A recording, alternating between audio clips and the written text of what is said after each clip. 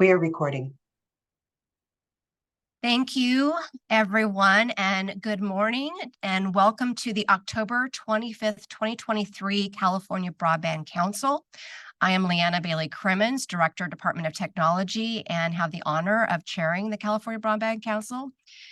I want to first acknowledge Cover California for their welcoming arms and to allowing us to use their beautiful facility and their team members in the AV room. And so we can only do this because of the partnership we have with other state departments. So thank you very much for allowing us to use your facility today. The first order of business is roll call. So I'll go ahead and turn it over to Ms. Nguyen. Thank you. Good morning, council members and members of the public. Please note SB 143, Chapter 196 Statutes of 2023 has extended the ability to conduct remote teleconference meetings under Government Code 11133 through December 31st of 2023. The CBC will continue to conduct hybrid teleconference meetings for the remainder of the year and provide a physical meeting location for the public to view and participate in California Broadband Council meetings. And council members, please announce your presence as your name is called. State Chief Information Officer and Director Bailey Crimmins. Present. Thank you. Ms. Sarah Smith. Commissioner Hauk. Present. Deputy Director Green. Present. Dr. Christina Matis. Christina will be joining momentarily when she gets the link, but we are here. Thank you. Mr. Martin. Present. Thank you. Deputy Secretary Pepper. Present. Thank you. Ms. McPeak. Present. Thank you. Deputy Secretary Flores. Here. Thank you. Mr. Chisholm. Present. Thank you. Deputy Secretary Miranda. Present. Thank you. Mr. Matos. Present. Thank you. Madam Chair, we do have a quorum. Can I have the housekeeping slide, please? Now on to housekeeping items for council members and members of the public. This meeting is being recorded. We will be posting the recording of this meeting slides and transcripts to the Broadband for All portal. Attendees, please note that there is time allocated at the end of the meeting for public comments, either in person, via Zoom, phone in through Zoom, and read through of public comments sent via email submitted prior to the meeting. Presenters, please cue Luke to advance your slides. Committee members, please use the raise hand feature on Zoom or raise your hand in person to notify Chair Bailey Crimmins to call you to speak. And if you are on Zoom, please select side-by-side speaker view when PowerPoints are shared to see the speakers. Gallery view when PowerPoint slides are not shared if you would like to see everyone else in the room. Closed captioning is available, and use reactions tool towards the bottom of your screen to raise hand on Zoom, or *9 if you are calling in by phone. Madam Chair, we do have quorum and we can begin. Thank you, Ms. Nguyen. Well, we have a full agenda today, but this also marks the last CBC meeting for the year of 2024. We have been around for many years and have accomplished a lot of things. And so as we look to the future of where we are going as a committee, I also would like to highlight, as we're going through each of the agenda items, to really celebrate the successes. It's always easy to get caught up in where we still need to go and still the gaps, but there's been a lot that this committee has accomplished through a lot of partnership, and it's taken all of us to make this happen. So hopefully today is one to also recognize everything that each of your teams have done to bring us here to today. So with that, we'll go over what's expected in the agenda. We are going to have an executive report out from Mr. Scott Adams, and also a Middle Mile Broadband Initiative update from Mark Monroe. We also will be focusing on, we've talked about Middle Mile, but at the end of the day, Broadband for All is about middle mile, last mile connectivity programs and making sure that we are getting connectivity and broadband to households. And so today we have several items focusing on last mile. And we also are going to hear more about what's going on related to the affordability connectivity program, because again, that's where it actually gets services to individuals out into the public. And then lastly, we're going to hear about accomplishments today from the Infrastructure Investment and Jobs Act, specifically the State Digital Equity Plan. And we're also going to hear the accomplishments regarding the Broadband Equity Access and Deployment Plan. Before we get started with the formal agenda, I'd like to offer my fellow members, council members, an opportunity to make any brief comments if they would like. All right, Commissioner Houck. I just want to second your comments and just recognize all of the accomplishments that both California Department of Technology and the CPUC have had over the last couple of years. We've done a tremendous amount of work, and I agree we still have a long way to go to get there, and we need to be engaging with communities to get that work done. But we have done a tremendous amount of work in this historic effort, and we have made significant progress, and I'm just looking forward to seeing that to fruition and getting all of California connected. So just want to second your comments, Chair. Thank you, Ms. Commissioner Houck. Oh, yes, Ms. Sunny Peak. Thank you, Madam Chair. I couldn't help but reflect on your comments and now Commissioner Houck's comments about all the progress. And I just wanted to share that each time I see U.S. Senator Alex Padilla, because as State Senator Alex Padilla, this was his idea.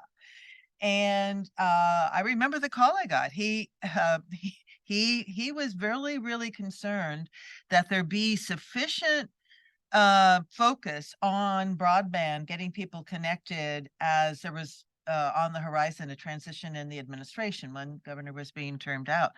And I tell him, you cannot imagine how much impact it's really had. So it's been 13 years. And by the way, the proposal I gave him was such a large tent, it would take this entire room to meet. He said, no, I don't want to do that. And he just stripped it down to who he wanted on the council. But I just want to commend you that it really has become the forum. And I walked through all of our friends out there who are going to be sharing their viewpoint. I love it. It's a party. It's a policy party, if you will, but it's a forum where everybody can come together. So congratulations to you, to the Department of Technology, to the Public Utilities Commission for making sure we're all here and focusing on the people's work. Very well said. Thank you, Ms. McPeak. Any other comments from any other committee members? Is there any? Sorry,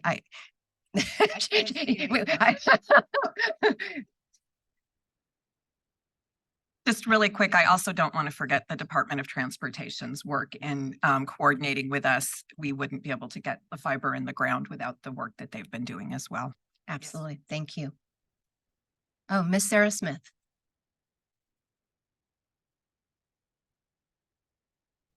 Hi, thanks. Yeah, I want to congratulate everyone who has been a part of implementing some of the legislation that was passed in 2021, 2022, and 2023. I did want to note that I believe our ability to do virtual meetings is going to expire at the end of this year. And put a little plug in for having an in-person venue that's downtown. As the legislative session begins to restart, I don't know how accessible a location that's far away from the Capitol will be for any electeds. Thank you. I will comment. We used to meet in the Capitol, and that was arranged by the legislature. So maybe there are lots of hearing. Well, oh, it's being renovated. Sorry. Okay. It's being renovated, but we have hearing rooms, and there are quite a lot of hearing rooms at agencies that are around us. So Ms. Smith will definitely reach out to you and make sure that the legislature and other individuals, because downtown is very convenient. So we will work with you on the next location. Thanks. Thank you. Any other member comments before we go to the first agenda item? All right, I see none. So the first order is to go ahead and have an executive report from Deputy Director Scott Adams. Thank you, Chair Bailey Cremens, members of the Broadband Council and members of the public. My name is Scott Adams.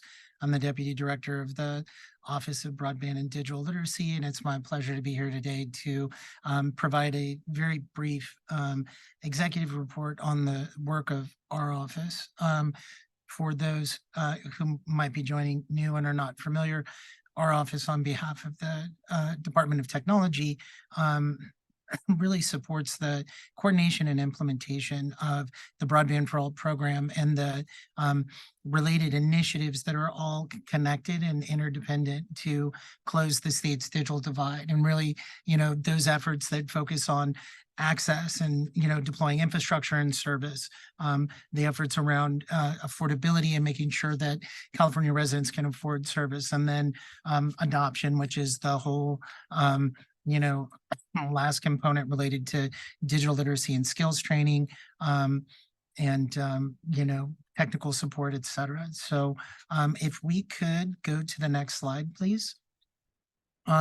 Real briefly, just wanted to present the council and the public to the fact that in the meeting, at the beginning of the year, we had proposed a work plan that we continue to monitor Broadband for All efforts, which include the implementation of the action plan, the middle mile, the last mile programs, the affordable connectivity promotion, and then really focus on coordination of leveraging the Infrastructure Investment and Jobs Act funds, which will help us further get to the goals of Broadband for All in California by coordinating with the CPUC, Broadband Council members, and a host of regional, local stakeholders, partners, and residents on digital equity and BEAD planning. And, a couple of highlights that I'd like to share with you is on the implementation of the Broadband Action Plan. Last year, we reported 16 of the 24 action plan items were at a state of completion. And this year, we would continue to monitor those that were identified as complete at the time and revise and update them as needed. And so a couple examples there is the, developing a digital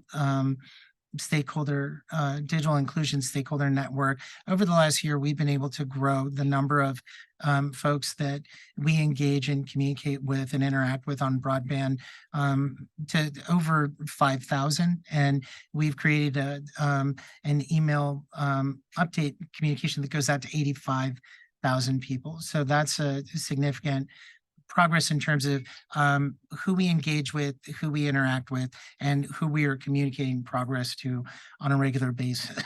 There's also the development of the Broadband for All portal, which we continue to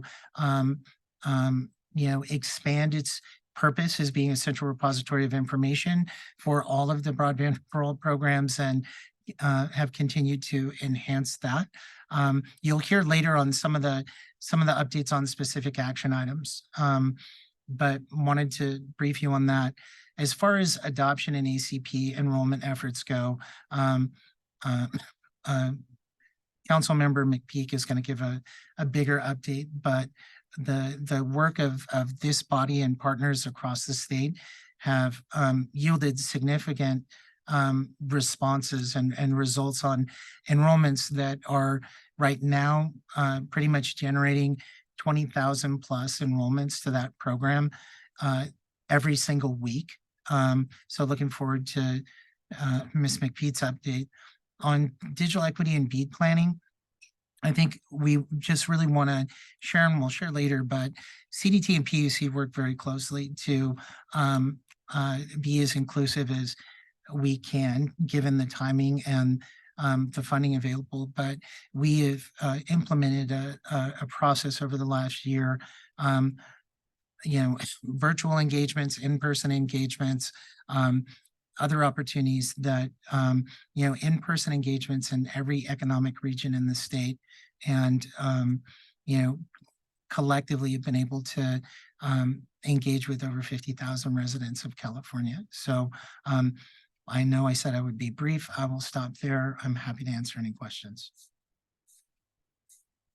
Thank you, Mr. Adams. Any committee members that have comments regarding the executive report?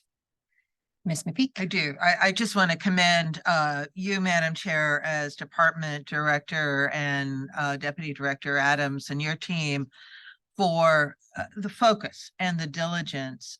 So the question I have, because I think we're making very significant progress on the Broadband for All action plan, what help do you want us to be thinking about for 2024 that you need? Where do you see the biggest challenges? I think that's a really good question, and I'd like to think on that a little bit and perhaps pick that up later on in the agenda when we propose a work plan. I think, you know, out of respect for the question, I would just presence it back to, you know, you mentioned the formation of the Broadband Council back in 2010, identifying that the digital divide and digital inclusion is such a huge and persistent and challenging issue in the state that, you know, I think what we all could use a little help on is how to educate and communicate the challenges and the different pieces that are required, the dependencies that are required on the access side, on the adoption side, on the affordability side, and you know, leverage your expertise in both your organizations and your networks to help us continue to explain how challenging this issue is and how important it is that all of us contribute to the solution. Thank you. Any other questions, comments from the council members? Do I have anybody online? Okay, perfect. We'll go ahead and go on to the next agenda item, which is the Broadband for All year in review. We'll start with a brief set of comments again from Mr. Adams. Well, thank you very much. It's good to be back on this next slide. Director Bailey Cremens, and as the chair said, we really do want to take a time to give this year in review to celebrate the accomplishments of all of the different folks and underscore that there's still work to go. But for 2023, this year has been a year of implementation. It's been a year of monitoring, of statewide engagement, interagency coordination, doing a lot of barriers and needs analysis across the board, and really focusing on outcomes alignment with other entities. If you go to the next slide, please. As it relates to the broadband action plan, you know, multi-agency coordination is key here because the action plan was obviously developed in just 4 months during the pandemic, but it assigned significant actions to various state agencies and entities. What we would like to report out is that in the green box on the left, that significant work has been done by the PUC to both modernize the universal service programs surcharge that funds those. I think Rob or Commissioner Houck might want to provide a little clarification on that, but it's a significant effort. And then the improvement of the California Lifeline program, the CPUC has come out with a pilot kind of pairing Lifeline with the ACP that's been very significant. Ongoing items that will continue to over into next year would be, you know, mostly the realm of PUC, which is continuing to monitor network reliability standards, consumer protection and equitable service, continuing to provide extensive guidance to local and tribal governments, while they've had tremendous success that they'll talk about in their last mile programs, continue to improve the California Interactive Broadband Map in partnership with the ecosystem and the community, and then ongoing technical assistance. And then lastly, would like to report that the Office of Emergency Services is also making significant work. And Mr. Green, you and your colleagues, we appreciate the time we spend in our working meetings with your team, but really looking at the end of 2024 as the time when they will update their work on connecting all the PSAPs around the state. So that is a brief report on the action item updates. Congratulations to those who continue to work forward on those. And Chair, I'll turn it back over to you. Thank you very much, Mr. Adams. Any comments, questions from any council members? Yes, Ms. Peppers. Thank you. This is not really a question, more of a comment and a thank you. The portal that had the Broadband for All portal, especially the affordable connectivity page or the low cost page, has been extremely helpful. This is not a transportation item. This is more just been talking to people who are trying to figure out how to get those programs to people and how to inform them. And one of my colleagues, her daughter works with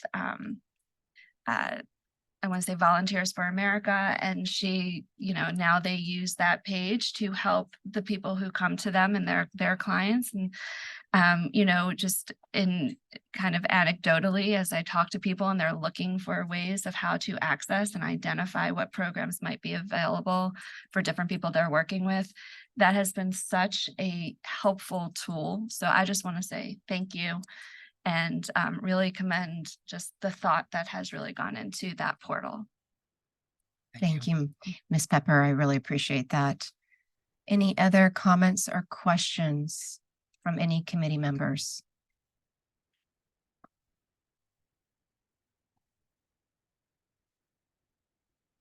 All right, I see none online then. Okay, we're going to go ahead and go to the next agenda item, which is the Broadband Middle Mile Initiative update from Mr. Mark Monroe. All right. Can everybody hear me? There we go. Yeah, so good morning. Again, Mark Monroe, the Deputy Director for the Middle Mile Broadband Initiative. And thank you all for the opportunity to provide an update and some important clarifications on the Middle Mile components of the state's broader Broadband for All effort. As I hope I will be tracking, CDT has approximately 83% of the network under contract for both construction and leases at this point. However, over the past 3 months, we've heard from our important stakeholder partners and acknowledge that our stakeholder engagement and communications really need to improve. So we're going to continue to working towards that. My goal today is to take this opportunity to engage the council members and the public in providing clarity on what is now the single 10,000 mile map and reemphasize the administration's commitment to including additional funding in the governor's budget to build out the full network. One set of concerns we've heard is that the segments have been reprioritized. We believe the phased approach that was presented in July generated a lot of confusion. For example, the State Route 580 corridor running through Oakland, it never stopped. Caltrans never stopped working on it. It's currently under pre-construction, and this, as soon as this phase is done, it's expected to be pre-construction is expected to be done in 2024, mid 2024. And when that's done, Caltrans plans to move on to construction. There's also have been, concerns that miles may have disappeared from the map. Early on, we will acknowledge this. Early on, segments in Los Angeles that surrounded the gateway cities and underprivileged areas like Compton did disappear from the 10,000 mile map. This did occur, and we apologize. CDT experienced a technical GIS error, and only the leases and alternative methods that were displayed initially, meaning all construction in the area, which is significant, stopped being displayed on the map initially. We corrected this and republished the map within 24 hours of having realized the error. And these areas remain a priority, and pre-construction is currently underway, continues to be underway as was originally planned, including the original 800 miles from the 18 initial projects that were announced back in 2021. Once completed, construction on all these segments will begin. As most of you may be aware by now, construction cannot start until pre-construction work such as planning, environmental permitting, and design work are all completed. And currently the constructed segments in the LA area are expected to have pre-construction completed by December of 2024. And then lastly, there have been some, concerns or assertions that CDT keeps changing its public-facing map that it has on its website. While the map routes have generally remained the same, there have been some variances where parallel routes were used to provide quicker service through leasing. We failed to be as clear as we should have been about some of these changes, which we understand caused the concern. This has understandably raised concerns, and we are working to be more clear and transparent about the map and any past or future route variances. We note that route variances should be seen as a good thing in that they're really the result of having identified a way to build out and develop the network faster and more efficiently while still reaching the same outcomes, the same corridors and the same communities that we've been targeting. So that's kind of a high-level update of that we wanted to provide some clarification.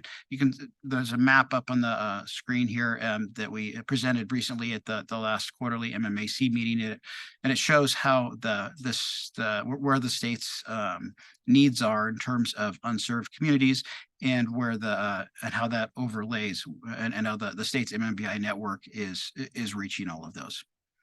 So that's the end of my update. Happy to take any questions. Thank you, Mr. Mark Monroe. Any questions from the committee members? I have a question, Mr. Monroe. First of all, thank you very much for the update. There's been questions about how much of the network is currently under contract. Is there any information you'd like to share with the California Broadband Council of what your current progress is in relation to getting the 10,000 miles closer to the opportunities that CPUC is looking for to connect individual households?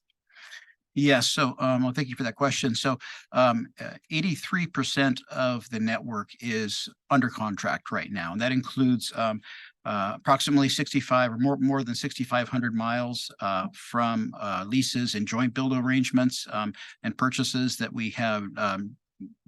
Some people may remember we did I had mentioned some requests for innovative solutions. This is the technical term has been the RFI squared, a request for innovative ideas. We went out to bid about a year ago and received a number of responses. And so that's generated roughly more than 65% of the network that's all under contract right now. And similarly, at the same time, we went out to bid for construction for any other segments to understand how much it would cost and what options we had there.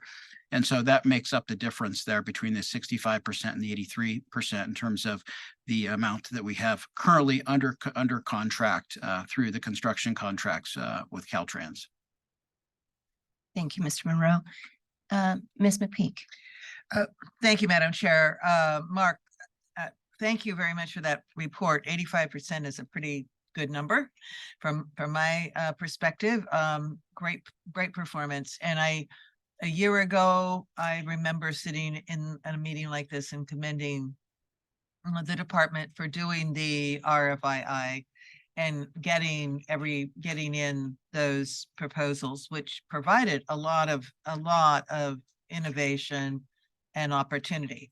My question is, in terms of what has to be under contract and expended or encumbered by the end of 2024 and the end of 2026. Technically, are we meeting those conditions for the federal dollars? And where do we need to think about addressing any challenges you're having? Yes, so no, appreciate that. So given the contracts that we have signed so far, we do not think we'll have any problem at all meeting the federal deadline of December of 2024. In fact, for the vast majority of it, we're a year ahead of schedule. So we're very excited about that. And so I want to comment on the RFI squared. Because that was so productive and because there were other, because I think there was some concern by some stakeholders that there were other areas where there might be some opportunities. We're going to be going out by the end of this month with another one of those, because we want to make sure that, as I think we've noted elsewhere, there's not really a way for CDT to force somebody to participate, to force companies to participate. But I think, there's, we're in a different place where we were a year ago. None of this was under contract. And now it's there. I think it's much more real. So we want to give everybody every opportunity. One of the major benefits that we're really excited about in terms of the lease deals, which is about 47%, we expect those to start providing service in the latter half of 2025. That's more than a year ahead of the federal schedule for almost half the network. And so if there's other opportunities out there, we want to explore those as well. And so that's, you had asked about, I think, about how other ways we could support. Yeah, other ways that we can support you. And actually, in terms of coming up against 2026, do projects have to be completed for the dollars to be expended, or is the commitment to the contract and the encumbering of those dollars considered expenditures for use of federal funds? For the federal funds, it's been our understanding that the work has to be done and the contracts liquidated by the end of December 2026. So that's been our continued intent, and that's, I think, the administration's restated that commitment, that the intent is to complete the full network, all segments of it, by December of 2026. Thank you for the question. I see Ms. Smith as well has her hand up. Yeah, I have a couple of questions. I know that the governor has promised additional funding to kind of address some of those middle mile portions where they are not part of, I don't know, want to say if they're part of the phase or they're not planned for construction, but they're in pre-construction. And I know that we don't actually know how much money we're going to have in the budget for that. So I look forward to see what the cost estimates are, since that'll have to be done through the budget process if we have sufficient funds for it. But I did want to get a sense, because it does feel like we've heard from a number of stakeholders that it's been really challenging for them to take the proposed middle mile plans and translate them into their own CPU, like applications at the CPUC for the federal funding account or the California Advanced Services Program, to do their own last mile programs. And so I just want to get a sense of how you guys are communicating with some of those applicants, because in a lot of the cases where things are shifting, it may seem like it's great on your end, but for those local governments, it's become really hard for them to actually plan the network because they don't know exactly where they're going to be able to connect. And we've heard that a lot from the LA, particularly the LA constituents. So I want to get a sense of how, moving forward, those entities that are planning on applying for those funds are going to be able to get information about where they may be able to interconnect with the middle mile. Yeah, certainly. So first of all, I think we when we came out with the phased approach in July, that created a lot of that confusion, because I think some certainly a lot of communities, they saw a line on a map and they said, okay, well, it's gonna go down this freeway, I can connect to it, and that's what they planned for their FFA grants to PUC. And then when I think from the administration's position, we've always planned on building out and developing the whole network. But I think that created confusion, because when you look at that approach, you're saying, well, when does the second phase come in? That phase approach is gone now. As any segment is completed for pre-construction and ready to go to construction, we're going to move to construction on it. So I think that's an important thing to note. Our current map reflects the full 10,000 miles. And so anybody who is concerned about where the network is going to be, that map is intended to really provide that. But we also have contact information on our website, and so we're happy to have anybody reach out to us to talk about what that might look like. And I will also note that, as has, I think, already been noted several times, the CDT works very closely with the CPUC. So as we have gone forward with the map and we've continued, I think that the CPUC has made commitments to continue working with applicants. So the fact that something might have changed or there might be some confusion about something shouldn't affect that. There's going to be back and forth with the CPUC to help address those. But I think we're hoping that by the administration's commitment to developing the whole network, that gives a level of a new level of certainty in terms of both the existence and the timing of where they can connect to the middle mile. Thank you, Mr. Rowe. I think also, Mr. Osborne, would you, as from a CPUC perspective, I know the question had a lot to do with last mile and their ability to connect to the middle mile. So maybe if you could elaborate on Ms. Smith's question. Yeah, certainly. So in fact, we were on a call recently with CDT and Gateway Cities about their middle mile plans. And so I think that's actually been a series of productive calls with them. And I think given, the confusion with the phase 2 and now going back to the full network, and the timing of the federal funding account application deadline, we instructed our applicants to just submit what they had, and we'll work with them to, based on what they had at that moment, and then we'll figure out, the reality based on where the map is today and what the plans are.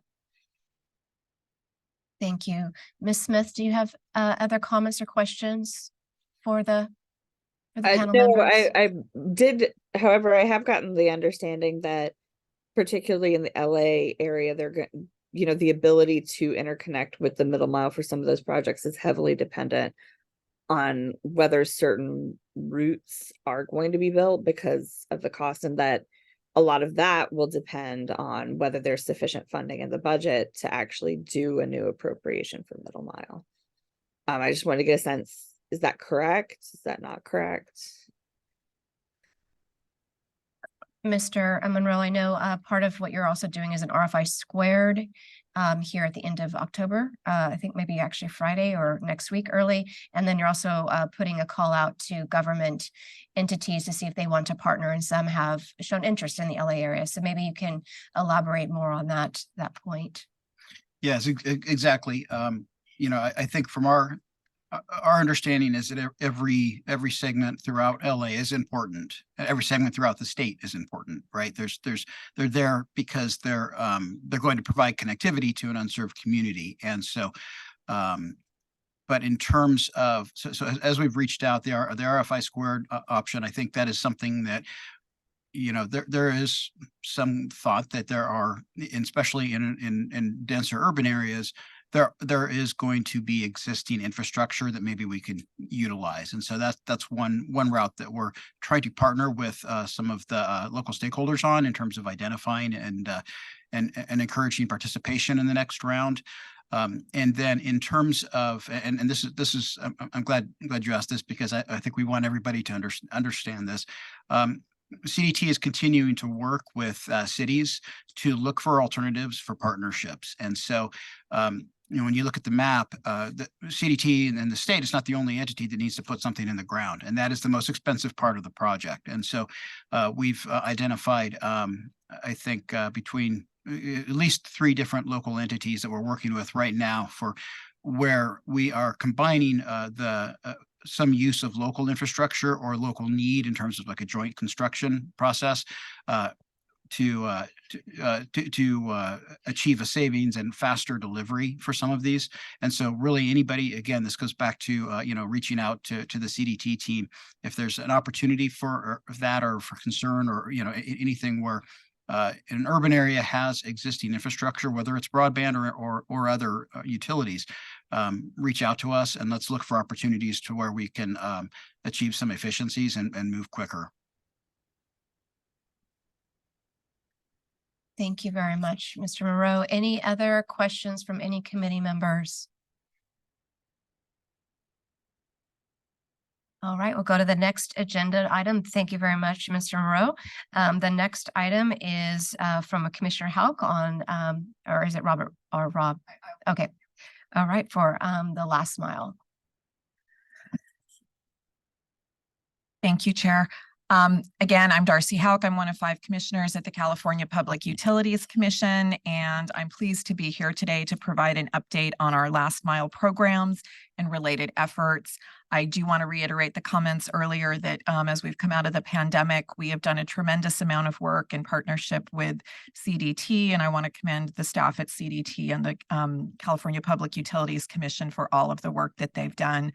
That said, we still have a tremendous amount of work left to do as we implement these programs. And in doing that work, we are going to need to closely coordinate with local entities to make sure that we're getting these things right. And I had the pleasure of meeting with some folks in Oakland last month and very much appreciated hearing the feedback from the community members directly. I do plan to go down to Los Angeles next month to meet with community members down there and hear from them as well, and continue to engage with communities as we move forward with this process.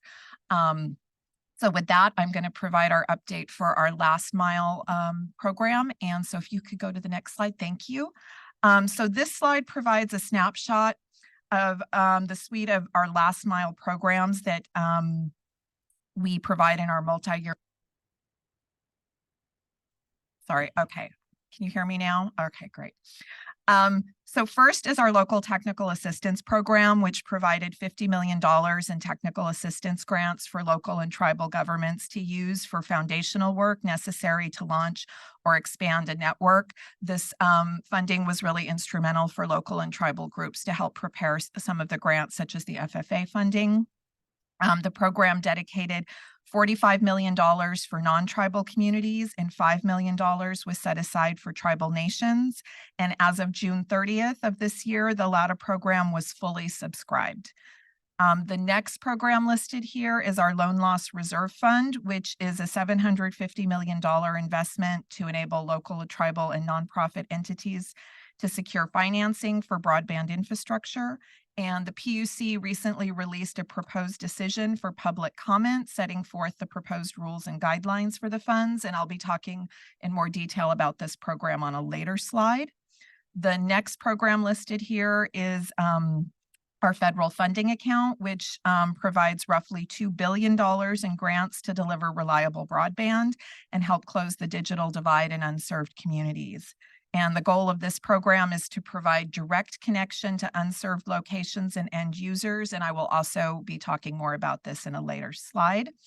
And the last program listed here, though not an SB 156 program, is our California Advanced Services Fund, which continues to serve as an important tool in supporting digital equity by assistance with funding broadband deployment through infrastructure, adoption, and public housing programs.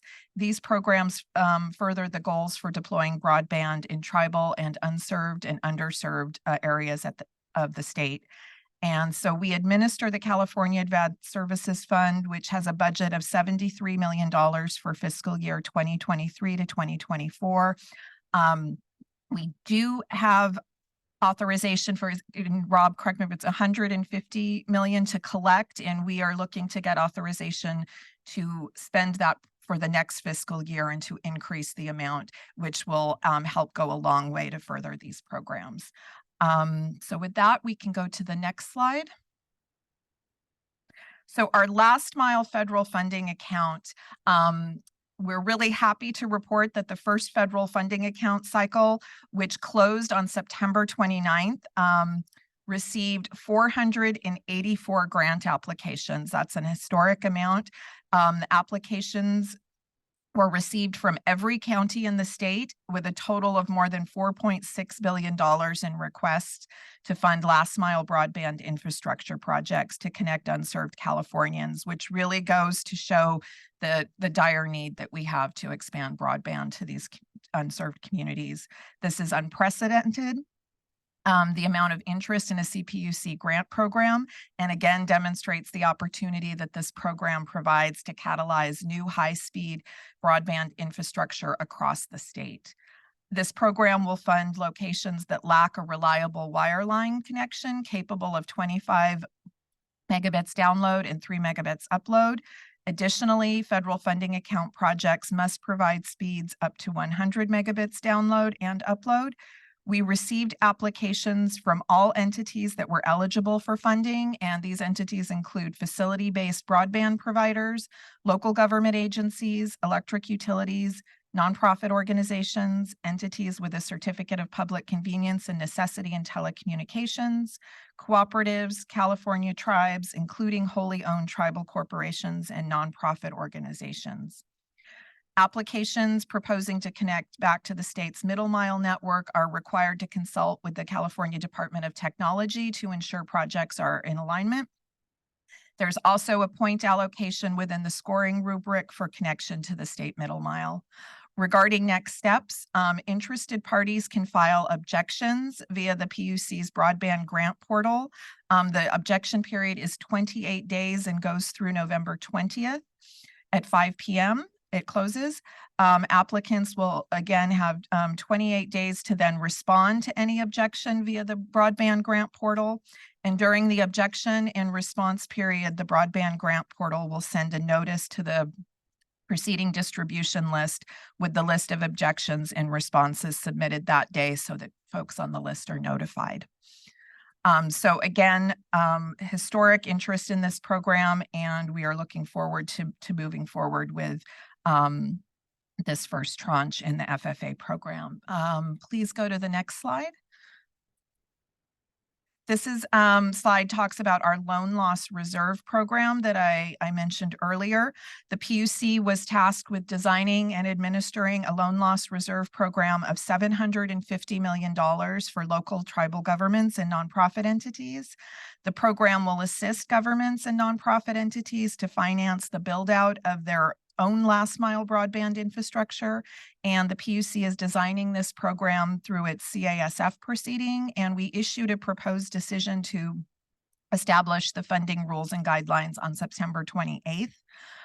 Opening comments on the proposal, the proposed decision were filed October 18th, and reply comments were filed earlier this week on October 23rd. The earliest the PUC would adopt a proposed decision is November 2nd, next week at our next voting meeting. And subsequently, applications will start being accepted subject to adopting the decision this year, first quarter 2024, and awards are anticipated to be made in second quarter of 2024. You can find out more information about the loan loss reserve program on our website. And again, there's also, I think these are links on the slides that you can find out more information as well. So any of the underlined areas in our slides have links to our website. Please go to the next slide. So our California Advanced Services Fund. The Advanced Services Fund continues to serve as an important tool in supporting digital equity and the goals of the Broadband for All. So last year, the PUC adopted new rules for the Broadband Adoption Account and the Regional Broadband Consortia Account. We updated our CASF infrastructure account to implement legislation regarding project eligibility and performance criteria. And this year, the PUC is exploring ways to enhance the eligibility of the public housing account for other low-income housing developments and looking at what affordable housing may mean. We are looking to expand to mobile home parks. We've already expanded the program to migrant farm worker housing and are continue to look at ways to ensure that we're able to meet low income and affordable housing needs for broadband. So stay tuned as we anticipate releasing proposed revisions to the public housing program before the end of this year. So as a summary for where we're at on our adoption grants, the adoption grants provide grants to public entities and community-based organizations for digital literacy and broadband access projects. We awarded 32 projects for $2.72 million from our January 2023 cycle. In the July 1 application cycle, we received 87 applications requesting $14.24 million. And as you'll see from these numbers, we are getting increased applications and definitely showing a need for this funding for these programs. And our infrastructure account, this account subsidizes the cost of last mile and middle mile infrastructure to expand high quality communication service throughout California. Our June 1 cycle, we received 73 applications requesting $527 million in grants for this program. So again, showing the interest and need for expanding broadband infrastructure. Our public housing and low-income communities grant is intended to build networks offering free service for low-income residents in communities such as public housing developments, migrant farm worker housing, and mobile home parks. And we had 31 awards that were made from our January 2023 cycle, totaling $1.52 million. And on July 1, we received 14 applications requesting $875,255. Our upcoming application deadlines for the adoption account and public housing account in 2024 are January 1st and July 1st. Applications are accepted for the infrastructure account on July 1st of each year. And with that update, I will conclude my presentation, turn it back over to the chair to see if there are any questions. And we also have our communications director, Rob Osborne, here if I need to turn to him for any specifics. But again, just commend the staff for the tremendous amount of work over the last 2 years on all of these programs. Thank you, Commissioner Halkin.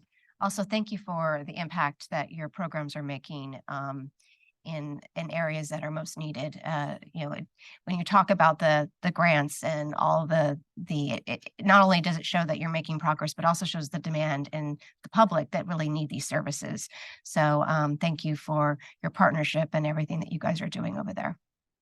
Is there any I look to my right, of course. Are there any comments from any of the board members, council members? And I see Ms. McPeak has her hand up. Madam Chair, you'd be disappointed if I wasn't going to ask a question. First of all, I want to commend you, Commissioner Haupt, for taking the time to always be available in the community and to listen. So thank you for doing those meetings. I'm very appreciative of the fact you're personally involved and committed on the public housing account. We need to get everybody in publicly subsidized housing connected. And so, as you know, we're here to help provide any additional input from the stakeholders. What I also want to do is say thank you to the PUC for establishing the new public purpose partnership or programs charge on an access line. So you might want to comment on I think confidence you have that that's going to generate the revenues that are authorized in law for collections, and in particular SB 4 authorizes out of all of that $150 million a year for the California Advanced Services Fund, which is the most flexible dollars the state of California has. We want to make sure not only can you collect it, but you can expend it. So thank you for your leadership on that. Going to that point, 2 questions. What kind of help can we provide to the PUC for your leadership to ensure that item is in the state budget and the expenditure authority matches at least the collection authority? And then the second question I have, the limit that it took a while for me to understand, the 73 million that is the current expenditure limit goes back to the fiscal year 18-19 budget. I was so stupid, I went and read the current budget entire pay, everything, and couldn't find it. So then you had to instruct me where that was. What is the amount that is realistic? Because the 73 million came from the authority of 66 million a year, and you needed to have some carryover. So is there thinking going on as to not only how we obviously support you in the budget process, but what is the realistic expenditure limit that you need to match the collections of 150 million? So I would say any support you can provide would be helpful because we definitely need those dollars. As you can see from the grant applications we received, we would be short even with the 150 million. So we really need that. I would like to see the full 150 million be available for our next fiscal year.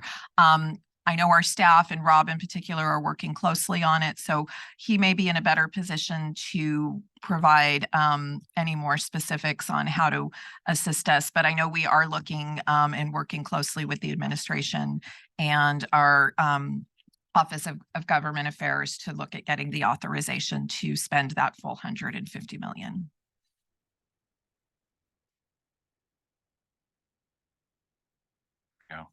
Thank you, Commissioner, and thank you, Sunny. Just to add on to what the Commissioner said, I think leading up to the FFA application deadline, there was a lot of doubt about how much interest and demand there is for last mile programs. I think that the numbers speak louder than words, and I think that provides a lot of validation that the budget authority that we're seeking for CSF is indeed something that we need to help close the digital divide, as in addition to FFA, in addition to BEAD, loan loss reserve. So I think, yes, to echo the Commissioner's point, any support you can provide would be greatly appreciated. Thank you. I see that Ms. Smith, you have your hand up. Yeah, I did want to clarify one thing. The authorization to move up to the 150 million, my understanding is that was done through legislation that was SB4 and AB14. And so it set the 150 million cap on an annual basis. The PUC adopted its decision to implement that in April 2023. So at that point, the collection process changed. The ask is really a question of the budget process, is my understanding, just the usual appropriations process that goes through the budget. But any raise above the 150 million cap would require legislation to change the surcharge that's collected for the public purpose programs, and not just CASF, but across the board, potentially. Yes, that's correct. We have the authorization and we are collecting the funding. We just need to go through the budget process to get the authorization to spend up to that amount. So yes, you're correct. Thank you. Thank you for the clarification, Ms. Smith. Any other council member questions, comments? All right, we'll go ahead and go to the next agenda item, which is the Broadband Adoption and Affordable Connectivity Program, which will be presented from the California Emerging Technology Fund. Ms. McPeak. Thank you, Madam Chair. The governor's executive order going back to 2020 and then the subsequent action plan actually directed the California Broadband Council and several members to advance and promote adoption of affordable offers. So that's the foundation under which we work. When the federal government established the Emergency Broadband Benefit Program, we all promoted that as an available and a preferable offer because it was the government subsidy. And then that became the Affordable Connectivity Program at the beginning of 2022. It was in March of 2022 that the California Broadband Council stepped forward and said, our goal is to get 90% of all eligible households connected to the internet by the end of 2024. So I just want to put in context that really it's all built around the governor's Broadband for All action plan that we are doing this. It's under the umbrella of the California Broadband Council. Going to the next slide, please. I'm sorry. That we launched Get Connected California. And that was really focused on ACP, the Affordable Connectivity Program, as the preferred affordable offer that provides a $30 a month subsidy for eligible households and $75 on tribal lands. The big news here is, as Mr. Adams said, it's about 20,000 households a week are being added from California. And as of Monday, that number exceeded 2.6 million, which is 45% of all eligible households. That's a pretty remarkable increase. I'm going to just foreshadow that we have 15 entities in California that received grants from the Federal Communications Commission to promote ACP. One of them is the California Department of Technology. Another is the California Emerging Technology Fund. And in our grant, we also have 10 sub-awardees or grantee partners, including Tech Exchange, represented by their executive, Ulysses Zatarine here, to do work in terms of enrollment in person. Going to the next slide, if you will, please. You can see that what I want to underscore is how important the state leadership has been. You know, it's this focus of this council, your willingness to really make this a priority. Yes, per the governor's Broadband for All directive, but the help across the state from all stakeholders because of the California Broadband Council leadership, I think is really tremendous, and you can see it in the numbers. So since the council adopted that goal of 90%, there's been, and actually these numbers haven't been updated to Monday, there's been a 24% percentage point increase in literally 18 months. That's the bottom line here, going from what was the rollover of EBB into ACP at 21% of our eligible households to now not 44, but 45%, and a 15 percentage point increase in 2023 alone, from 30% to 45%. Our statewide number is 45%. There are regions within California who have taken your lead and then further focused with intensity. For example, the 7 large counties in Southern California are at literally 50% enrollment. That's huge. And in the San Joaquin Valley, the 8 counties are at 47%. So last year, under the California Broadband Council, Get Connected California, there were 61 in-person ACP enrollment events on 3 big days. A couple of them were maybe the next day on a Sunday as opposed to a Saturday. And that resulted in 1,164 households enrolling, with 412 computing devices being distributed as drawings. Those recipients of the computing devices filled out a very extensive survey so we get a snapshot of where they were, and they've agreed to be followed over time, 2 years, 4 times more. And we're in the process of doing that first outreach so that we can see what kind of a difference being connected and having a computing device means to them. In addition to that, there were 14 other in-person enrollment events, getting to 75 last year in the name of Broadband for All. I want to say that is a huge amount of work. A lot of you in the audience have been parts of ACP enrollment. On August 18th, Friday, Oakland Undivided did a huge event, and you had 50 people actually want information. I think you enrolled or got information about people to enroll, about 21 actually on the site, 9. I mean, these things are not easy to do, so commend you for doing that work. What we're in right now is focusing on accelerating all of this effort, because we've got momentum. Not only are we at 45% in California, what I look at is also what percentage of all enrollments in the nation is California.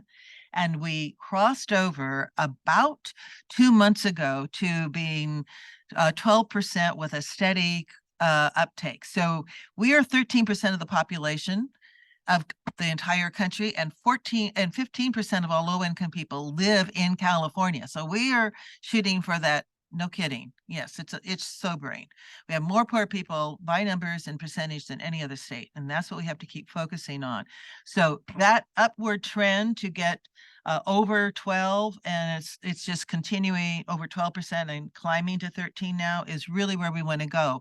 And that's where public agencies now can have the biggest impact, starting with state agencies on direct notification. And that's this next set of bullet points I just want to sort of really highlight. 2 state agencies last year voluntarily notified their customers. The Department of Healthcare Services has over 8 million households in Medi-Cal. The Department of Social Services has CalFresh, and they went to their CalFresh, CalWorks recipients that were 2.8 million. That generated through our call center more than 17,000 calls. Because if you tell somebody you are eligible, actually more than 80% will be able to, if you get them the button, they'll click and they'll enroll themselves. That's great. We have to count on 20% are going to need help because they don't have the exact documents. They may not have a device or connected to the internet. You have to do this online, right? And there may be a language barrier. So that we have a whole system now that is under the auspices of the California Broadband Council to take calls and help as many of those households as possible just on the phone, because people are busy. They don't want to have to come to an event if they can do it on the phone. There will be lots who do have to still come to an event, and that is where our coordination integration of the Broadband Council work with the FCC grants make a huge amount of difference. So the state grant to the Department of Technology will be doing a lot of the mobilization of state agencies for direct notification through our call center. That's not in person, so the FCC doesn't pay for that. Right now, CETF is paying for those, if you will, enrollments with our grantee partners. And then those who need to be connected in person will go to be referred to the 50 events that we are being funded to do. And again, I would note Tech Exchange has obligations for 4 of those as one of our 10 partners. So going to the last slide, I think it's the last slide. It's really important to say, just emphasize again, the state agencies being engaged with the direct notification and working with the resources of the CDT grant from the FCC is our leading strategy. And I'm pleased to just announce the Department of Healthcare Services says they want to do it again, and the Department of Social Services started direct notification this week. We had 82,000 calls totally last year through the call center with 78 different communication channels. So we can tell the Department of Healthcare Services what was the impact of your work or anybody else. And as I said, we'll do 50 ACP enrollment events that we are trying now to get scheduled in the remaining part of this fiscal year so that we continue that upward momentum and gain for California our fair share of the federal dollars and provide that support to all low-income households who need it for the state to achieve digital equity. I love to see the signs that say digital equity is a 21st century civil right. Our report of 2015 used that for the first time, but boy, is it true and truer today than ever. Thank you. Thank you, Ms. McPeak. Any comments or questions from any committee members? We'll do in-room first, so Commissioner Houck, and then we'll go to Ms. Smith right after. Thank you. I just wanted to echo what a tremendous amount of work this is, and the numbers are very telling on the success that you've had. And I think we're looking forward to seeing how our pilot program that we recently adopted that allows the stacking for both Lifeline and ACP, how that will help increase and support the efforts to ensure that everyone's connected. So thank you for all of the work that you're doing on this area. Thank you, Commissioner. Ms. Smith. Yeah, thanks for everybody who's been working on getting increased enrollment for the ACP. I think it's really important to demonstrate the demand for that program. And I wanted to get a sense of whether members of the board or individual, like if there's any kind of coordination across the administration or between different agencies and different groups who are part of the council are working on communicating to Congress and to the federal administration that the money's supposed to run out in April. My understanding is that the White House may be shortly submitting a request for a reauthorization of the ACP with new funding. I just want to see if there was any kind of framework that had been set up to try to urge our members in Congress to provide additional funding for that program. The short answer is yes. Thank you, Sarah, for asking that question. We have actually been working in a national coalition, National Urban League and Pew Charitable Trusts. There are lots of others, but that's one of the channels that we have been working through to have a bipartisan coalition in Congress. I think this is the time, as you note, for an expression of our legislature to do that same thing. A good part of why California is such a good voice in this is because we have the diversity of our rural and urban. So while there are rural and urban states, and every urban state has rural parts of it, but we can speak from the counties who are rural, the counties who are urban, about the need and what difference it makes. For example, in Kern County, which is the home of a former Speaker of the House, they're at 67% enrollment. This is one of those good news cases where we can get bipartisan support. And then I'll defer to my colleagues who actually are in the administration here about the communications I know that you're doing. I'll end with saying the FCC is so delighted to get California's data from all of these enrollments because it turns out most states don't have the data that California has. And so the commissioners are using directly our data sets from all these enrollments as part of the evidence for reauthorization. And I want to put a plug in for reform. They make it really, really hard for us to enroll people. It could be done so much easier. So let's not forget that not only reauthorize, but reform part of helping the federal government on ACP. Thank you, Ms. McPeak. Mr. Adams, I know you're overseeing some of the stuff that we're doing. Do you have any comments that you want to make? Just the congratulations and a thanks to CTF for their leadership in being the champion for broadband adoption and ACP on the Broadband Council. Thanks to all the other members and the partners, many of whom are in the room here, who have led to the great success of the program. I think I would reiterate that throughout the digital equity and BEAD planning process that we've done this year, that the ecosystem, individuals and entities from across the state have indicated that the ACP is a incredibly valuable, if imperfect, tool for adoption, and that there's at least throughout the statewide ecosystem an appetite to see that extended or to have a successor program come about. There's also a number of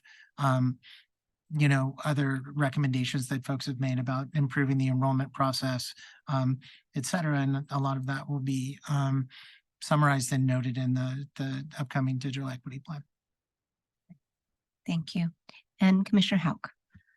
And just that I sit on the Telecommunications Committee for the National Association for Regulatory Utility Commissioners at NARUC, and we've been coordinating with commissioners across the country on awareness and need for the ACP program.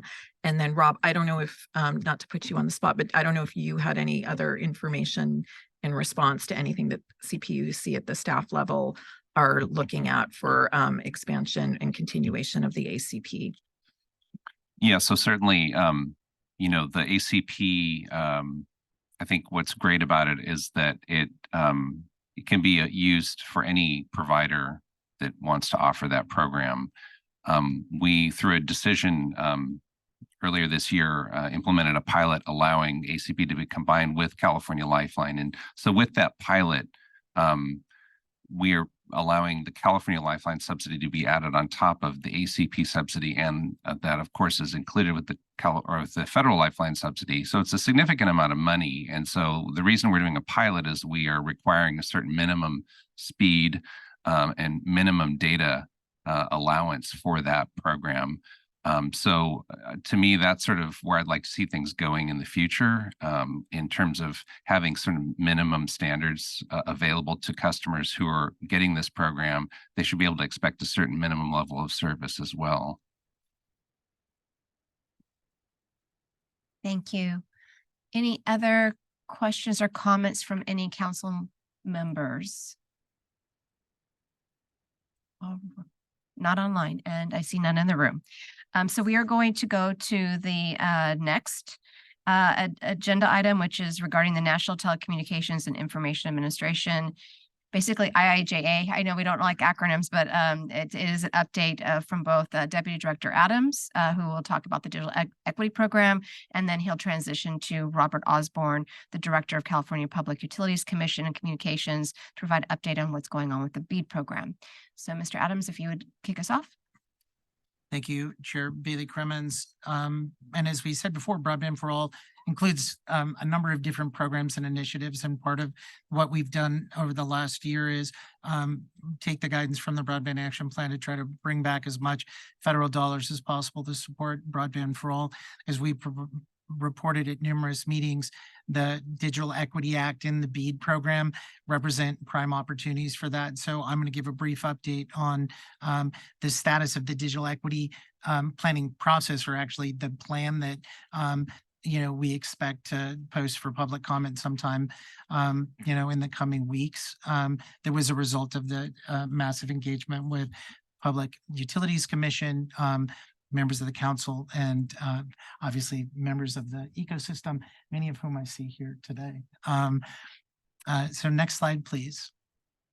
One thing we wanted to update you folks on is that the NTIA has evolved their approach to the digital equity planning process and created some procedural steps that were not included in the previous timeline. And as a result, they had encouraged states to apply for no-cost extensions to accommodate for these procedural steps. So California, CDT on behalf of California, 51 other states and territories applied for the no-cost extension, which will extend to a certain amount the timeline for completion and delivery of the digital equity plan to the NTIA.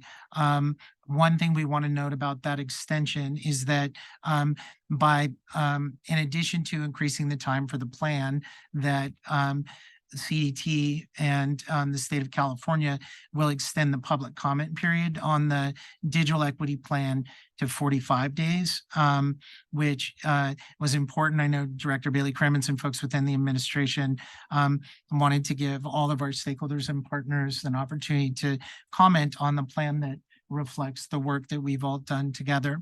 Next slide, please.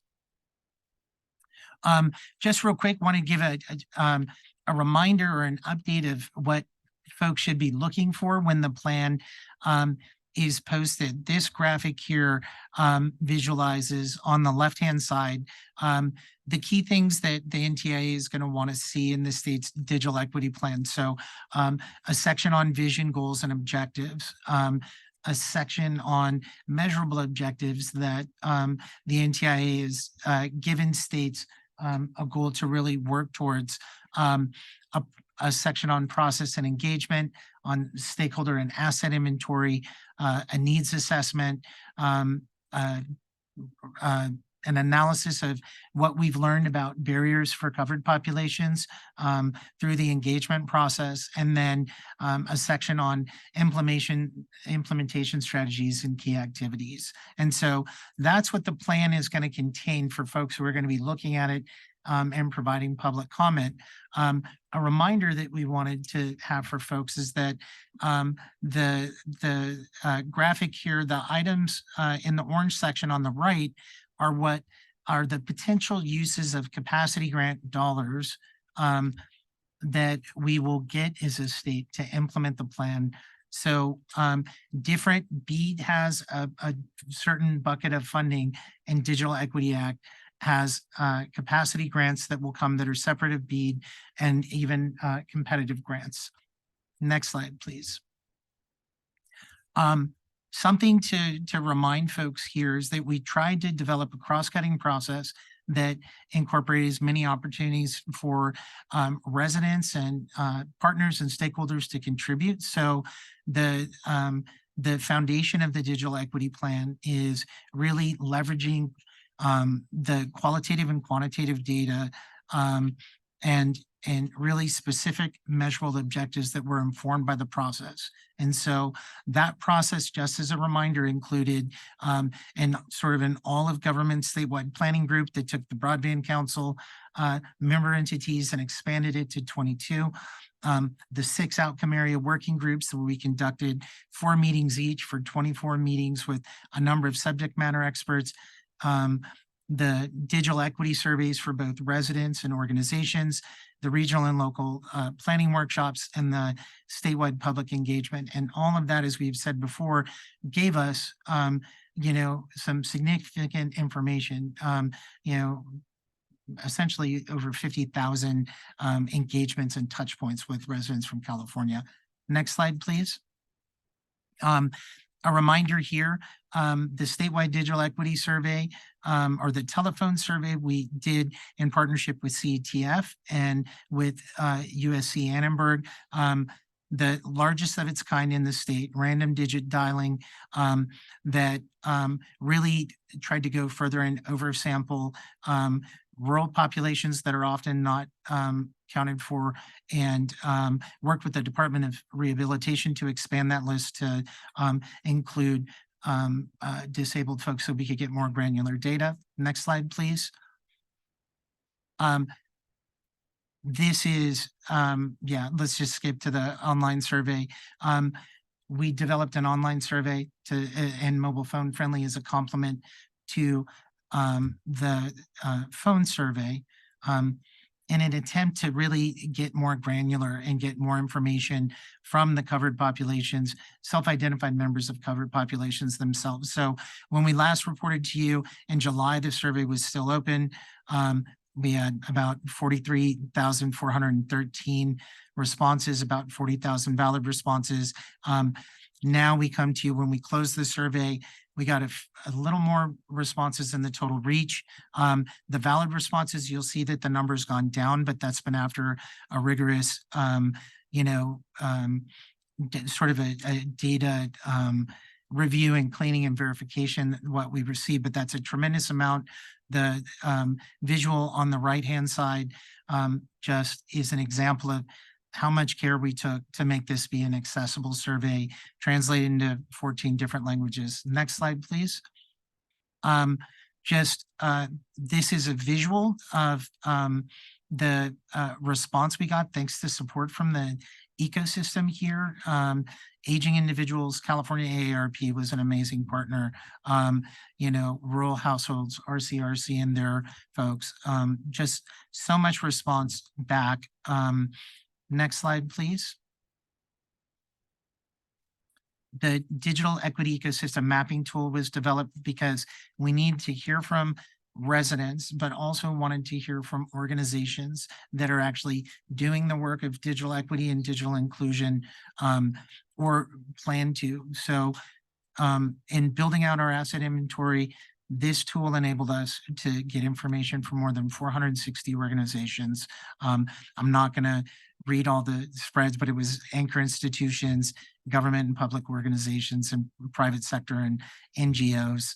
The map on the right shows a spread of where we heard from entities that are going to factor into the digital equity plan. Next slide, please.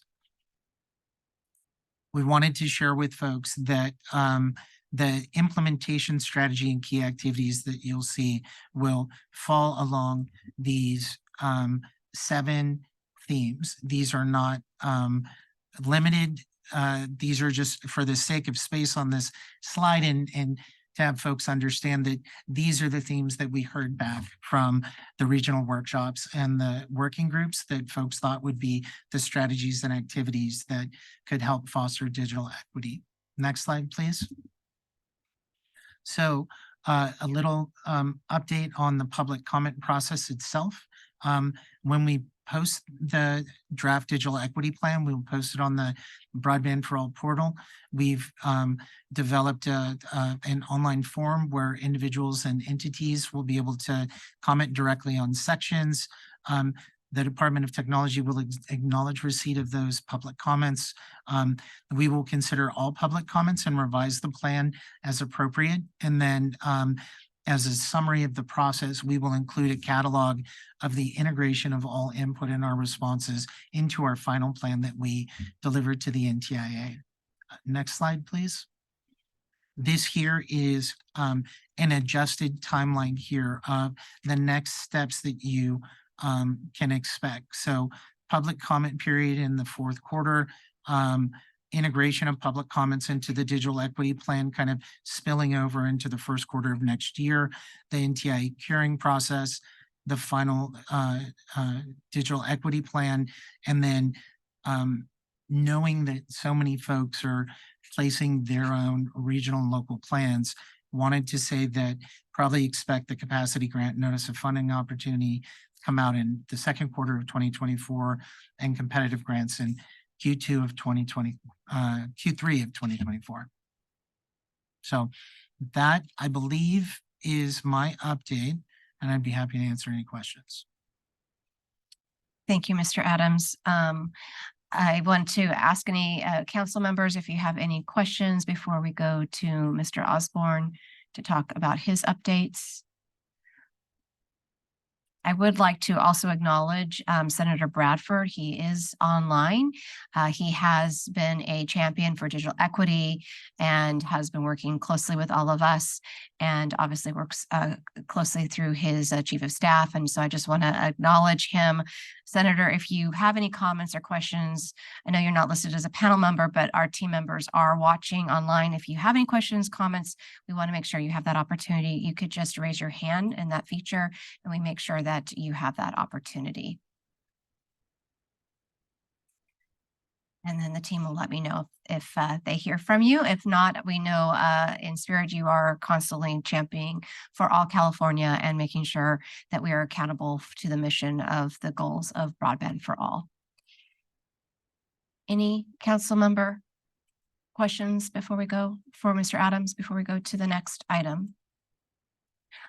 I just want to make the comment, Mr. Adams, thank you very much. I know when we talk about an extension of a timeline, I know the answer, but I'd like to ask it of you anyways. Is there any other state that you're aware of that's doing more than a 30-day public comment period? I don't know. I can't Okay. confirm, but I don't believe so. I think the folks are being pretty following the notice of funding opportunities to require states to do a 30-day public comment period. But California, as always, Yes. above and beyond, decided to do 45 days to make sure Well, there's thank more you options. yes, our well-intended leadership. All right. Thank you very much. We are going to shift to Mr. Osborne and talk about BEAD. Thank you, Chair.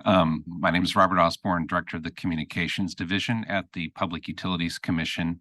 So this slide, I apologize, is a little complicated, but it shows the timeline for the multi-year implementation process for BEAD. First off, I just want to thank the Department of Technology and CETF for making the 21 engagements over the summer so successful. I think it was a really great experience to meet so many people across the state. The feedback that we received from these 21 public engagements are helping us to develop the required initial proposal that complies with the federal rules and the National Telecommunications and Information Administration requirements, which is the administrator of the BEAD program. So we will continue to coordinate with Department of Technology in planning outreach activities and aligning the digital equity planning with BEAD, as CDT is the designated entity for the state digital equity plan. So we see over here on the timeline at the very bottom, August, we had the 5-year action plan. So we accepted opening comments until August 7th and reply comments until August 11th on the 5-year action plan. And the plan and all comments were submitted to the NTIA at the end of August. Then you see if we switch up to the top, August through December, we're in the process of developing the initial proposal, which is the first major milestone, I guess the second, which will include the rules for the BEAD challenge process and the subgrantee selection process, and as well as other requirements for program administration. So for this, we intend to seek input on the initial proposal from a wide set of stakeholders, as well as the broader public via written comments, a technical workshop, which I'll talk about in a moment, public hearings, and a listening session. We will also release a draft of the initial proposal for public comment before it is submitted to the NTIA for approval. That deadline is at the end of December for the initial proposal. And that means we have a pretty short time frame by CPUC norms to get input on the many different program elements from interested entities. I also want to highlight that, as I mentioned earlier, upcoming activities in October and November this year. So the PUC will be holding a public technical workshop for parties in the proceeding actually tomorrow at the Energy Commission building. And there will be a virtual participation option. So it's a hybrid meeting. So you don't have to be there in person. That will start, I believe, at 9:30. There will also be 2 virtual public participation hearings that will be held on November 8th. Again, those are virtual, so you don't have to be in person. And those will be in the morning and, the afternoon and evening, so 2 p.m. and 6 p.m. And by the way, this information is also, I believe we have on our website. A staff proposal will be issued to inform the state's initial proposal under BEAD, and there will be public comment on that proposal. And as Commissioner Houck mentioned, we're also planning a subsequent meeting on November 28th in Los Angeles. So written comments will be accepted from stakeholders and the public throughout the process. In early 2024, we see on the timeline here, we anticipate approval of the initial proposal, which will do a number of things. First, it will trigger the first 20% of the BEAD allocation. Second, it will enable us to begin the challenge process. And then after the challenge process concludes, we'll begin selecting subgrantees through a competitive process described in the initial proposal. All of this gets wrapped up into the final proposal, which is due 365 days after the initial proposal is approved. The final proposal will be available for public comment before submission to the NTIA. And once the NTIA approves the final proposal, the CPUC will receive the balance, the 80% of the funds from the federal government, and make for the formal awards to the proposed grantees. The CPC is gearing up for administration of this large and complex program. We're recruiting program staff and working on contracting to develop the systems and processes to support the challenge process, the grant application creation, and submittal, as well as post-award grant administration. Next slide, please. So this slide is really just a summary of what's being addressed in the proceeding. As I did not mention, California was allocated $1.86 billion for last mile broadband access for the BEAD program. The rulemaking numbers listed here, and really what the rulemaking is accomplishing is establishing program rules, conducting the initial process for challenging the eligibility map, running the grant application process, and then the final proposal. All of these things, unlike any other broadband program that we have, is subject to the NTIA for review and approval. And, this is a program to deploy service. It's for any unserved location with speeds less than 25.3. And the goal is to fund reliable technology, but then at a certain point, which technically is called the extremely high cost threshold, at that point, any other technology may be considered. So there's links on these slides to connect to get more information and to sign up for our constant contact to get updates. And that concludes my presentation. Thank you. Thank you, Mr. Osborne. Are there any questions from council members? I see Ms. McPeak. Madam Chair, you actually asked a question to Deputy Director Adams about was any other state doing a 45-day review.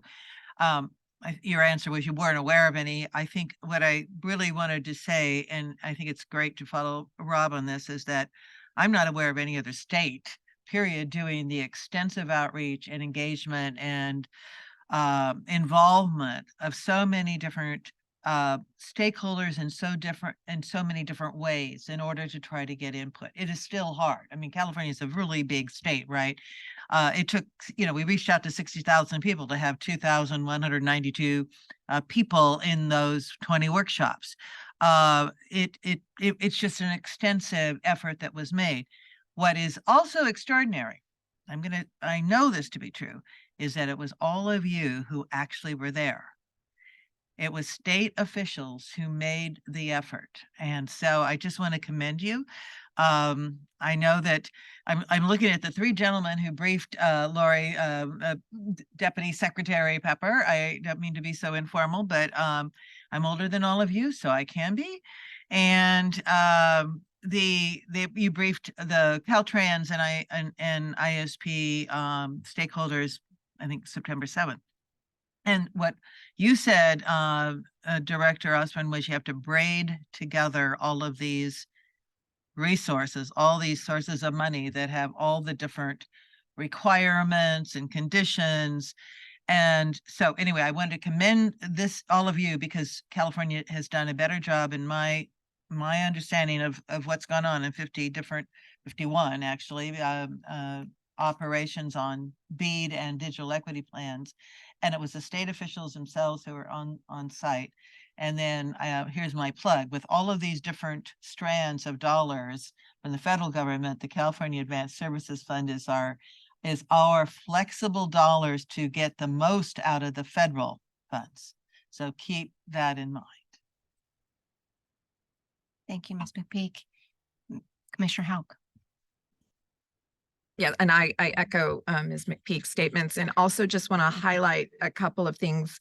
The PUC doesn't always, we typically don't act very fast. We have very short timeframes for the BEAD proposal, and I just want to reiterate that. And our process isn't necessarily the same as a typical state agency for rulemaking. So it's important that the public understand the opportunities for public input. And as Director Osborne indicated, we're going to have a workshop tomorrow here in Sacramento. It's hybrid. So as he said, just want to highlight, you can join virtually. And also for those that don't know what our public participation hearings are, on November 8th at 2 p.m. and 6 p.m., we will hold 2 virtual hearings to just take public comment. So this is for the public to be able to hear directly from you. There will be court reporters taking transcripts. Those comments become part of the record through the transcripts. So again, that's virtual, so you don't need to be in a specific place, but just want to make sure everyone understands what those public participation hearings are. And we do have several opportunities to get input, and we want to hear it, and just want to make sure everyone understands how to participate. And again, the links on Director Osborne's slides, on that second slide, the underlined areas have links for more information and how to subscribe to updates. So the information is embedded in the slides for those that are interested. Thank you, Commissioner Houck. And I know there's quite a few individuals in the room, and they have a hard copy. So it probably just shows an underline. You're like, what link? So if you do want to know more information, we'll make sure that obviously the electronic copy, so that you don't have to guess and do Google searches to figure out how to get that information. So any other questions or comments from any? I want to take this opportunity, because there were the 20 in-person workshops, and then and Rob's used the term 21, because then there was a fourth consultation with tribes that was virtual. But the roadshow wouldn't have been complete without Deputy Secretary driving the Digital Equity Express up and down California. And some of you even saw it in Oakland. So even going to that great length, the Department of General Services allowed one of their almost surplus vans, and it was almost surplus, I got to tell you, to be driven to try to spread the word. Thank you, Ms. McPeak. Are there any other questions or comments from members of the council online or in the room? I see none. The last agenda, thank you both, Mr. Osborne and Mr. Adams, for the agenda. The last item is the staff recommendation on the 2024 Broadband Council focus and meeting schedule. Please note that the adoption of the work plan will require a council vote. Deputy. Oh, I'm sorry, it was not on my agenda. So we'll go ahead and shift to legislative update. Thank you, Chair Bailey Cremens. Real quickly, I know that we had been asked to do this last year, wanted to give a quick legislative update. So in 2023, the legislature focused its agenda on clarifying, modifying, or amending the new broadband funding programs and mechanisms established through Senate Bill 156. The bills that passed this year in the broadband space were primarily related to data collection and mapping, permit streamlining, and digital equity. 4 key bills in this space. If you go to the next slide, please. That were passed this year and are summarized on this slide. The first of which I'm going to cover. The next 3, Director Osborne is, because they focus, primarily with CPUC. But AB 414 by Assemblymember Reyes established the Digital Equity Bill of Rights, and it states that it's a principle of the state to ensure digital equity for all residents of the state. Their residents should or shall have access to broadband that meets specific requirements, and that broadband internet subscribers benefit from equal access to broadband as those terms are defined. Mr. Osborne?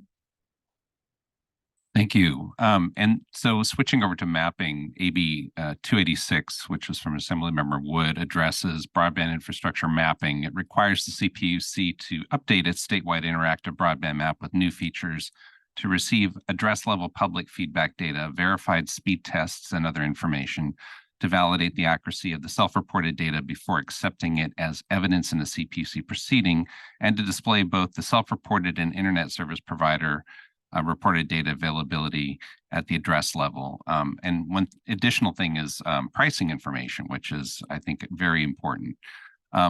Moving on, AB 965 Carrillo addresses local government permitting permit applications. So it specifies broadband batch permitting requirements for local agencies. 2 or more broadband permit applications for substantially similar broadband project sites must be grouped together under a single permit.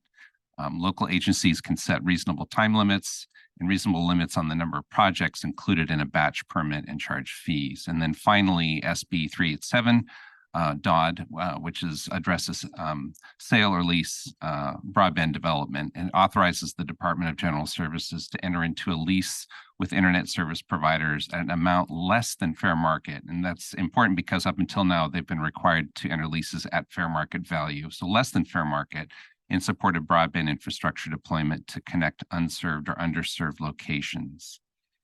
Thank you. Thank you, Mr. Adams. Thank you, Mr. Osborne. Are there any council member questions or comments about the legislative updates? All right, Ms. McPeak. Madam Chair, I do want to just acknowledge that we're grateful to the legislature for passing AB 414 and the governor signing it into law. The Digital Equity Bill of Rights started right here. It was introduced by the commission. It was Commissioner Martha Guzman-Aceves who actually introduced it. She had 6 rights. I said, no, we need 10. But anyway, there's all of you in the audience who supported it. Thank you. It actually preserves and sustains the legacy of this current administration and the legislature going into the future. But it is a success for the California Broadband Council. Thank you. Commissioner Houck. Yeah, just want to echo those comments and thank former Commissioner Guzman-Aceves for all of her work and for the community's support on the Digital Equity Bill of Rights. It's definitely an important milestone. Thank you. Are there any individual panelists or council members, that are interested in making any comments or questions online? All right, I see none at this time. So now we'll get to the last agenda item, which is a staff recommendation on the 2024 council focus and meeting schedule. And again, please just note that this adoption will require a vote from the council members. Mr. Adams. Thank you, Director Bailey Cremens. So could we go to the next slide, please? Staff would like to submit the recommendation to the California Broadband Council that our focus for next year and the meeting schedule be as follows, that we continue the annual action plan review and revision process, which would begin after this vote, and we would report out on at the first meeting of next year, that we continue to report out on the progress of the related Broadband for All initiatives, given their dependency and interconnectedness, that we shift from focusing on digital equity and BEAD planning to providing updates on digital equity and BEAD implementation, and that we continue with quarterly meetings on the fourth Wednesday of the month. And the proposed dates are January 24th, April 24th, July 24th, and October 23rd. Thank you, Mr. Adams. Do I have a motion to support the recommendation? So move. All right, moved by Deputy Director Green and seconded by Ms. McPeak. Do we need to take a roll call of each of the members? Ms. Nguyen? We can definitely do that. Okay, thank you. Yes.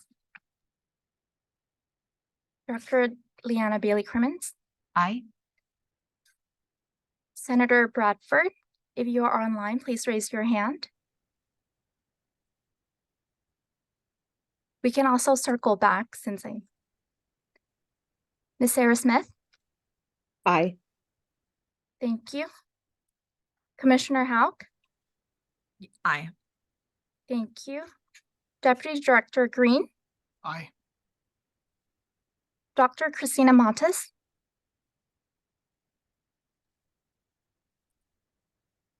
Mr. Martone. Aye. Deputy Secretary Lori Pepper. Aye. Ms. McPeak. Aye. Deputy Secretary Flores. Aye. Mr. Josh Chisholm. Aye. Deputy Secretary Loretta Miranda. Aye. Thank you. Mr. Mitchell Metals. Aye. Thank you. Madam Chair, we have the motion passes with 11 passes. Thank you, Ms. Nguyen. We are now going to move on to public comment. And so, Ms. Nguyen, if you please provide basically the guidelines to begin that process. Of course, happy to do so. To ensure everyone who wishes to make a public comment has the opportunity to do so, we respectfully request that you stay within 2 minutes per person. The order of public comment will be in-person public comments, Zoom hand raise or phone comments, and emailed comments submitted prior to the meeting. For in-person comment, please form a line at the podium. For Zoom, please use your raise hand feature in the lower toolbar. For phone, please press *9 to raise your hand. Email comments received prior to the meeting will be read at the end. Additionally, I would like to make a note. Madam Chair, in addition to the public comment, we have a letter that was submitted this morning. We will distribute the letter after the final speaker. Thank you. And the team just notified me that Senator Bradford did raise his hand and then lowered it. Is there any way we can, I want to make sure I give him an opportunity. Is there any way to pin him and allow him to make a comment? Mr. Bradford, you can raise your hand and we'll go ahead and put you back on there. I apologize. We did not see that.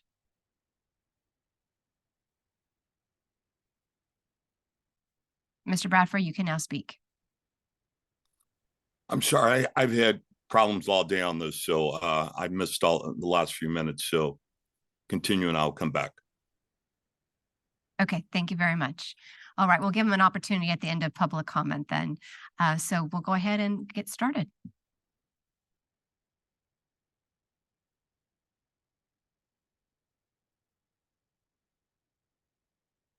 Good morning. My name is Paulina Chavez, and I represent Everyone On. We are a national digital inclusion nonprofit, unlocking opportunity by connecting people in under-resourced communities across the country to affordable internet and devices, and by providing digital skills training. I'm here from Los Angeles to stand with equity advocates in the room and urging the CBC to use its leadership to urgently pursue fixes to the deeply flawed maps driving the state's broadband investment decisions. Myriad of organizations and advocates have presented copious evidence of the flaws. Extremely wealthy enclaves of mansions are marked on the maps as unserved and even priority unserved, even as incumbent ISPs publicly advertise gigabyte service at affordable prices to those same enclaves. High poverty neighborhoods are marked as served, even as attempts to get service from the ISPs that allegedly serve them from surface no service available messages or offers of service that are slow and expensive. Apartment buildings housing dozens of families are marked as single unit dwellings or marked as served when only a leasing office can get service. Housing in farm worker communities and other rural communities are undercounted, resulting in an understatement of unserved households. A recent LA Times editorial said the agencies acknowledge the maps have problems, but have proceeded anyway. It's irresponsible to base billion-dollar once-in-a-generation in funding decisions on bad data. It's not only irresponsible, but the reliance on bad data threatens the effectiveness of the billions of dollars in once-in-a-generation broadband infrastructure investments and may perpetuate the same divestment practices of industry stakeholders that have bypassed the high poverty, urban, rural, and tribal communities for decades. This approach could double down on the digital divide, not solve it. It is not too late to change course. We urge the committee to act with urgency and decisiveness to address these demonstratively inaccurate maps to ensure the state's broadband for all goals can be met. Thank you.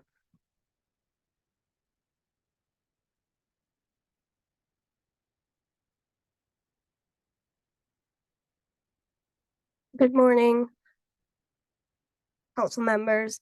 My name is Mia Hatfield. I am one of the co-chairs of the Oakland Youth Commission, in which we represent the diverse needs and rights of Oakland's 50,000 plus youth. I am also a student at Oakland Tech High School that serves 2,000 Oakland students. I'm here to talk to you about the impact of broadband for all and the effects of it on my community. My entire educational success depends on the internet, and I could not do my homework every night if I did not have access to the internet. I should not have an advantage over my peers just because my family has the ability to pay for quality internet.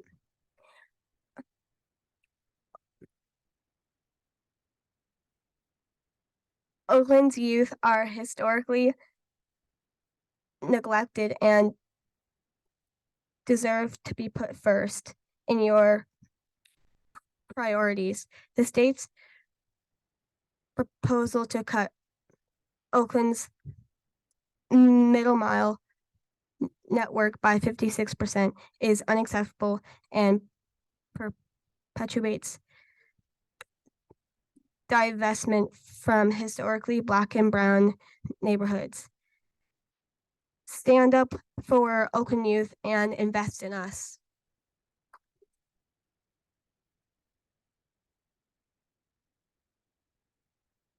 My name is Tamar Peña. I work for United Parents and Students, which is a nonprofit seeking to empower communities to become powerful self-advocates for quality schools. I flew here from my home in Compton to speak to you today. I was a teacher when the pandemic started, and I saw and experienced firsthand the devastating impacts of the digital divide. The communities I work with include some of the least connected, highest poverty, most vulnerable in the state. We have been systematically overlooked and left behind for decades. I just sat here and heard that Compton disappeared from the map due to a GIS error, but that is too common an occurrence for me to easily accept it was an error. We know Spectrum is already starting to install fiber optic in communities like Marina del Rey, Playa Vista, and Culver City, while Compton and communities like Watts and Linwood continue to be redlined. Multiple studies encompassing tens of thousands of data points have documented that companies like AT&T and Charter Spectrum routinely advertise higher prices for service in low-income communities of color than in neighboring wealthy communities. We also know that private ISPs such as AT&T and Charter Spectrum will enter into agreements with landlords such that tenants are only allowed to subscribe to that internet service. One family I work with was paying AT&T's bills for months, even though AT&T did not provide a service which allowed them access to the internet. This family is now disconnected, given that other ISPs are not allowed to serve this building due to the agreement the landlord has with the ISP. We are encouraged by and fully supportive of efforts by our community leaders to close those gaps with a focus on equitable access to broadband that is fast, reliable, and affordable, and building service with, by, and for the communities we serve. So I'm here to urge you as the leaders of the agencies responsible for deploying billions of public broadband dollars and the leaders advising decision makers, policymakers, and bureaucratic officials doing the day-to-day work to ensure we don't waste those dollars by doubling down on the mistakes of the past. Please don't shovel our public dollars to private bottom lines. Prioritize community, support local leaders' work, and ensure our chronically underserved communities finally get the solutions they deserve.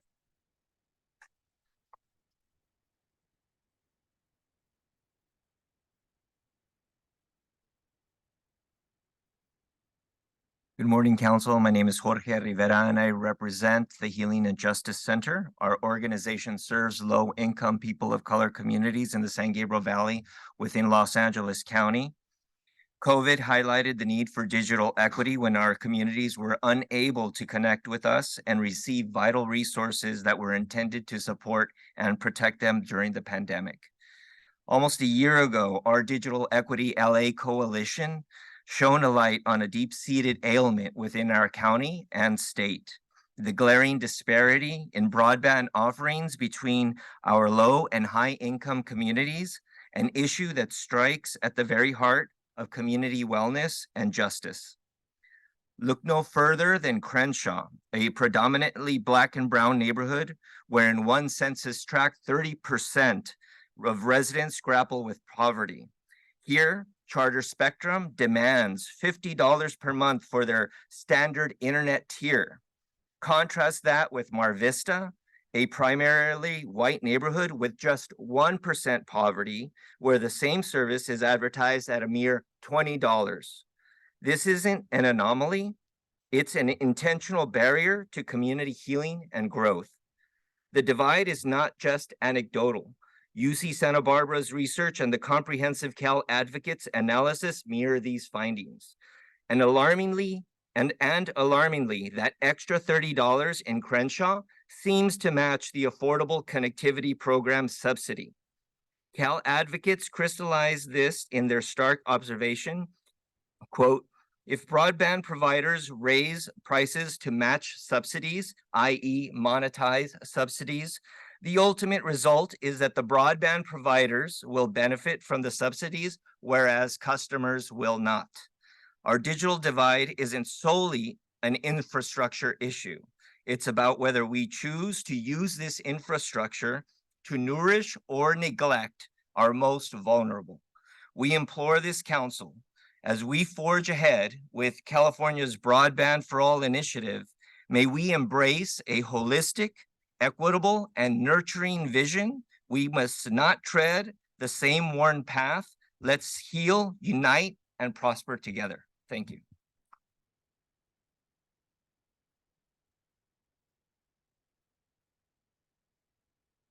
Hello, good morning. My name is Ulysses Zadaran. I'm the Executive Director for Tech Exchange. We've been rooted in Oakland for 3 decades, working to bridge the digital divide by ensuring that all families have access to a computer, affordable internet, and the tech skills necessary to enhance their quality of life. I want to first commend the CBC, the California Department of Technology, CETF, and CPUC for the ongoing work to build digital equity in our state. As it was mentioned, Tech Exchange, we have been a partner of this work with all these agencies for several years now, and we're very appreciative of our partnership with you all. And very excited about the work to continue to build digital equity with this hopeful transformative investments moving forward. But I'm here today because as a CBO rooted in Oakland, we were disappointed to learn that the state suddenly reversed its decision to build middle mile infrastructure along SR 185 International Boulevard, the street which we call home. This was done based on data that inexplicably shows more concentrated need in Pleasanton than in East Oakland. Unfortunately, the state's broadband map erases the need of our communities and the reality that upwards of 30% of our communities are without high-speed internet access. The pandemic certainly illustrated how social inequities not only persist in our society, but are exacerbated when there's a lack of public investment in our communities. These divestments negatively impact educational outcomes, negatively impact healthcare access, and public safety, among other indicators. Essentially, these divestments perpetuate generational cycles of poverty and could perpetuate them further for decades to come if something isn't done right now. Access is indeed the foundation upon which digital inclusion and equity is built, and it's not too late for the state to reaffirm its commitment to our shared values of equity and community. We're asking that you please reinstate middle mile investment in California's least connected communities and work with us, the folks who know these communities well, to develop a map that captures the lived experience of our students, families, and our community members. The pandemic also illustrated our humanity. It illustrated our ability to come together for the greater good and to really improve the quality of life of our communities, not only for them to survive, but to thrive. We stand in solidarity with Oakland Undivided, Digital Equity LA, CADE, and other advocates across the state, urging the CBC to take the lead on putting equity back into broadband work for all. Thank you very much.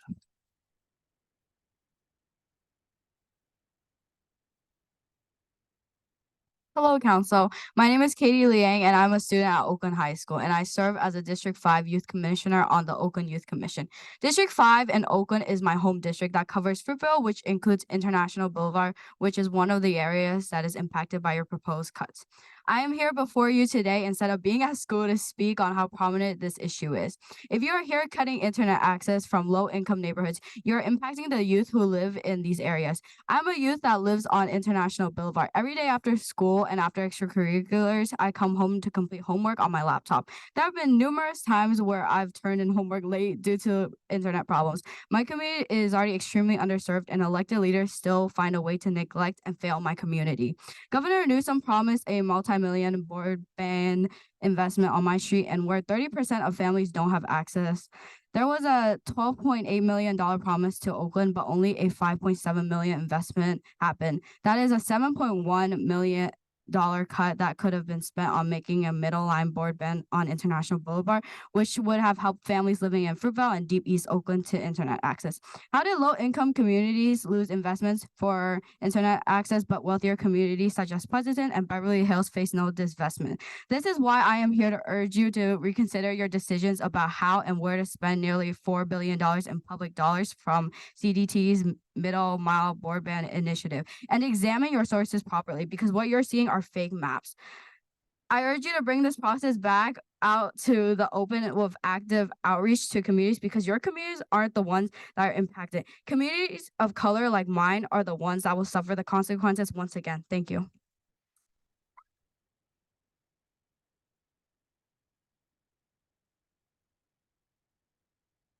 Okay. My name is Amber Johnson. I'm a high school student on the Oakland Youth Commission and on All City Council. Within Oakland Youth Commission specifically, I'm our District 6 representative, which is a big area of East Oakland, an area that your broadband maps are negatively impacting, by the way. You may not see these areas as important or not worth your time or funds, but these areas hold families, futures, everyday people who deserve the right to something as simple as internet. We're in a digital age, so this is no longer a luxury, but it's a necessity to the growth of families, and without it will worsen the disparities amongst Oakland neighborhoods. I started high school in 2020, online. I had no access to consistent internet, which affected my grades, which affected my mental health, which affected my relationships that still impact me to this day. This issue has longevity and it's deeper than you think. What about those who need access to learn about immigration issues or wellness and mental health care? You're neglecting the needs of those who need you most.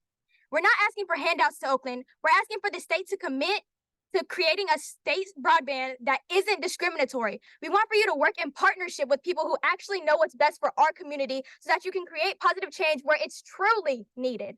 If you really care about the well-being of Oakland, a city that continues to contribute so much to California culture, then you would make the right decision. Invest in the people who's really disconnected.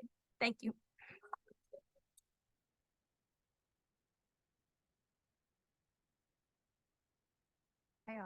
Great. We'll wait for the clock. Good afternoon. My name is Lily Beth Genghis. I'm the Chief Tech Community Officer of the Caper Foundation, where we focus all of our work on the intersection of racial justice and technology, because we believe that technology is not only a possibility for income mobility, which addresses all of the systemic disparities that we face, especially as we look at specific neighborhoods that have been redlined and we're still disconnected. Specifically for me, this is very personal because I'm an immigrant, so I know what it's like to just be hearing from some of the youth that you just heard when you have to go to your library to be able to have access to internet. When I immigrated here over 30 years ago, when I went to school over 20 years ago, I still had to be able to go to the library, but thanks to my mom working double jobs, she got us the first internet. She got us my first computer that helped me then become a software engineer, graduating from South Central at USC.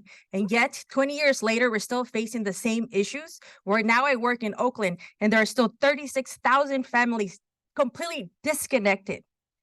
So we're talking about these $8 billion that are multi-generational. We have a multi-generational coalition right now. And if these maps are not going to be able to be fixed, we're going to be doing a huge disjustice. And it's going to be a civil rights issue, because if you saw in the pandemic who had access to education, who had access to healthcare, who had access to jobs, so then that way they can eat, and who still had to work in the farms, who have had to risk their lives. And now we're going to misuse these dollars of investment that is public dollars. I urge you to make sure that you correct those maps. As Mr. Moreau mentioned earlier, when there was the error that they found in Compton, but it was fixed. Great, maybe we can finally fix the fact that Oakland was 56% slashed in their investment and South LA was 70% slashed. Although you call it 17% statewide impact, but those are having disproportionate impact in the percentages of the communities. And not only that, but can you look me in the eye and tell me that some of the richest areas in California, like Pleasanton and Beverly Hills, didn't get at the investment? In fact, Beverly Hills got a new line that was added. Tell me, please, each of you look in the eye, if that's inaccurate, is that fair? I don't think that is fair, and we all know it. And you have the power to make sure you fix those maps, as we just saw earlier, because they can. So I ask you and I urge you to please reinvest in the communities that need it the most. And those are the communities that are disconnected, that have been redlined for many histories. This is our time to reset it. So I urge you to please do that. And if it doesn't work for Oakland, it doesn't work for California, right? And if it doesn't work for LA, is it going to work for California? And I'm a product of both of those cities. So I please urge you to make the right decision, look at the data, and there's still time, because time is of the urgency. Thank you.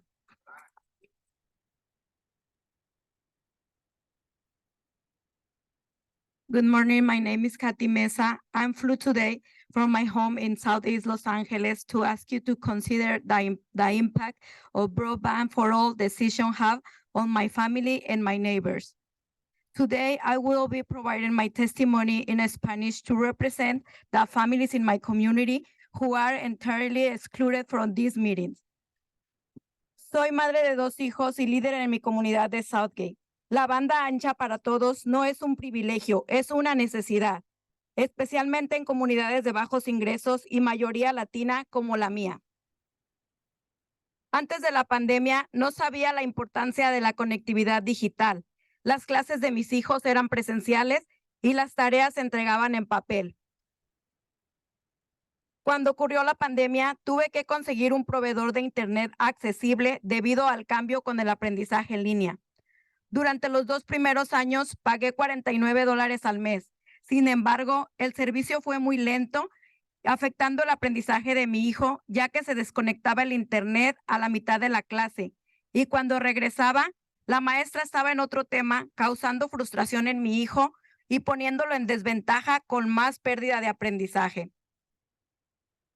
Mi familia se sintió forzada a tener que cambiar de servicio Y después de cambiar a una velocidad más rápida a un precio de $75 por 500 megabits por segundo, el servicio siguió siendo lento. Y cuando lo reviso solo alcanza 350 o 400 megabits. Ahora estoy pagando por más velocidad, estoy pagando más precio y la calidad es igual de mala. Al menos 2 veces al mes, mis vecinos se desconectan del internet y duran varios días sin servicio. Y eso está creando barreras académicas para nuestros hijos al no tener acceso a la plataforma escolar. Los hotspots tampoco son confiables y se han convertido en un impedimento para la educación de mis hijos, creando impacto a largo plazo. Les pido que devuelvan la equidad digital y la banda ancha para todos. Gracias.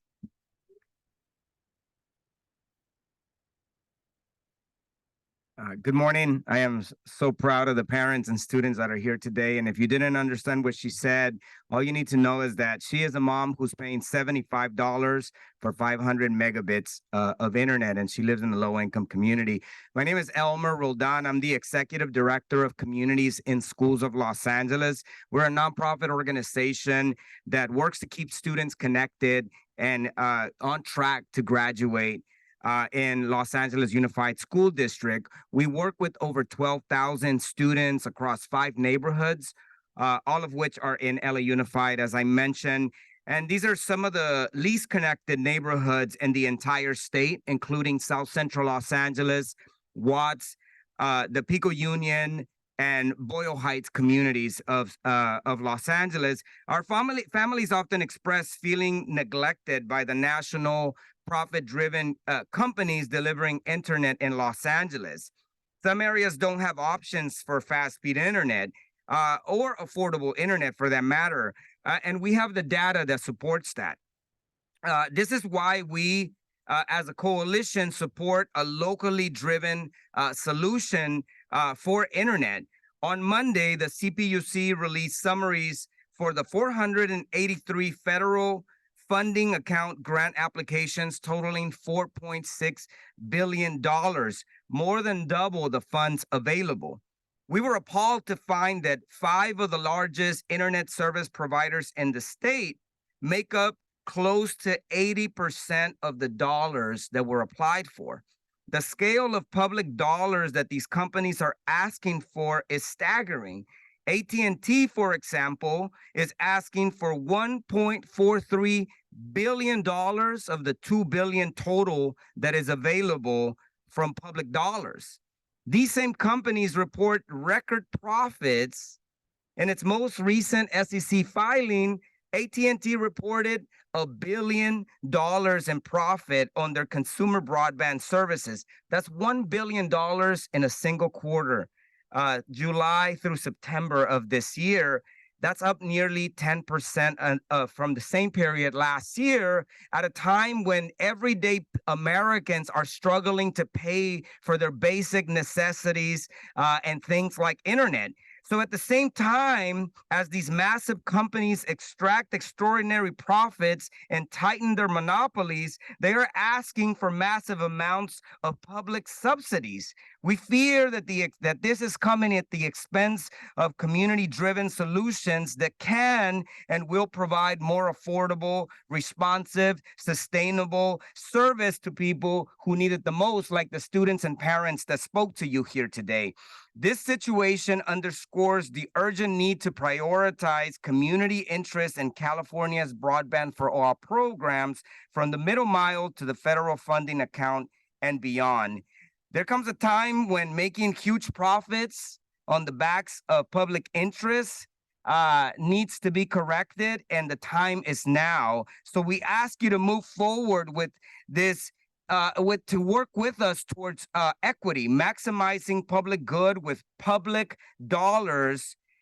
We need courage and an ironclad commitment that to at least do as much partnership with our students, parents, and community as we do with industry, and ideally much more. Thank you so much.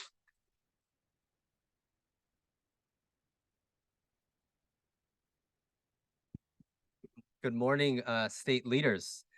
My name is Ray Lopez Chang, hailing from Los Angeles and serving as Director of Advocacy and Planning at GPSN.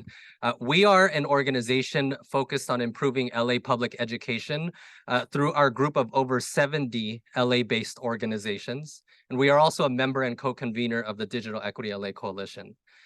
I'd like to begin by sharing some personal information that is relevant to today's conversation. I am a child of Central American Chinese immigrants and refugees. My family fled to this country because their relationship with access to survival was interrupted by unresponsive and violent government systems.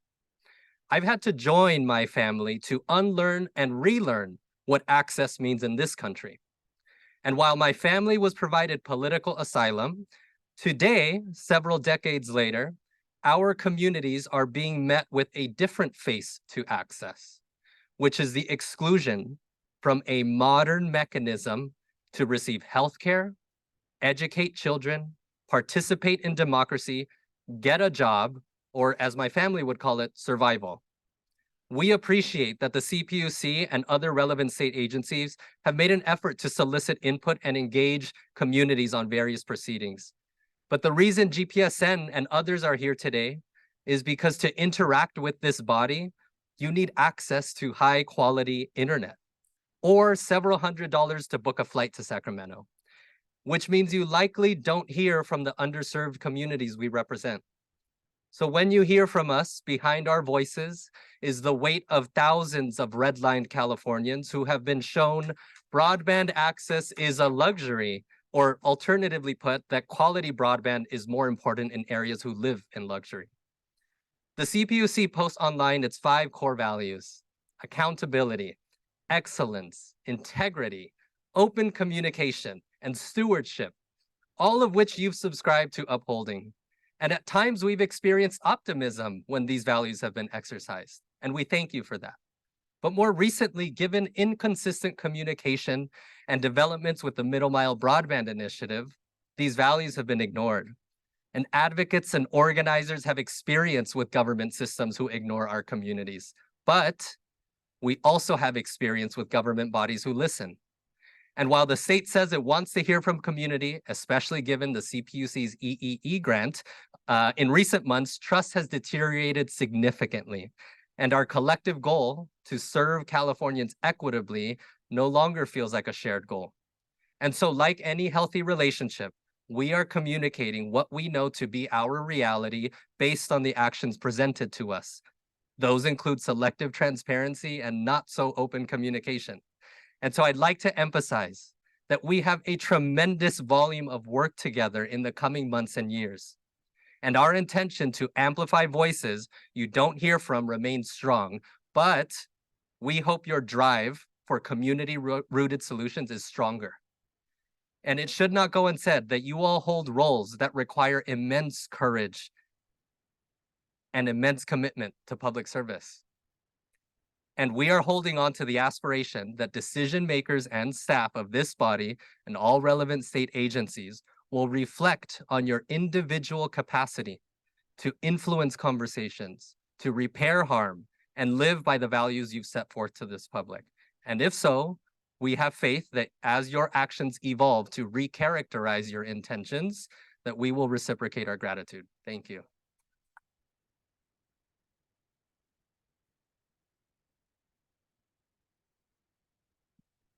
Good morning. My name is Carla Lopez Valdez, and I'm part of Para los Niños, a nonprofit organization that has been serving the LA area for over 40 years.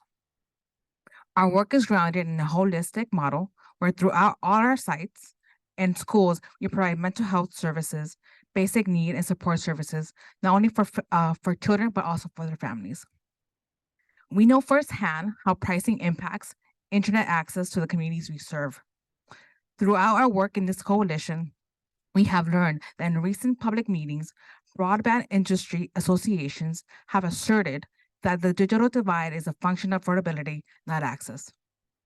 We partly agree, it's both, and want to ensure this council has awareness that part of what's driving the affordability issue is the pricing practices of those same broadband companies.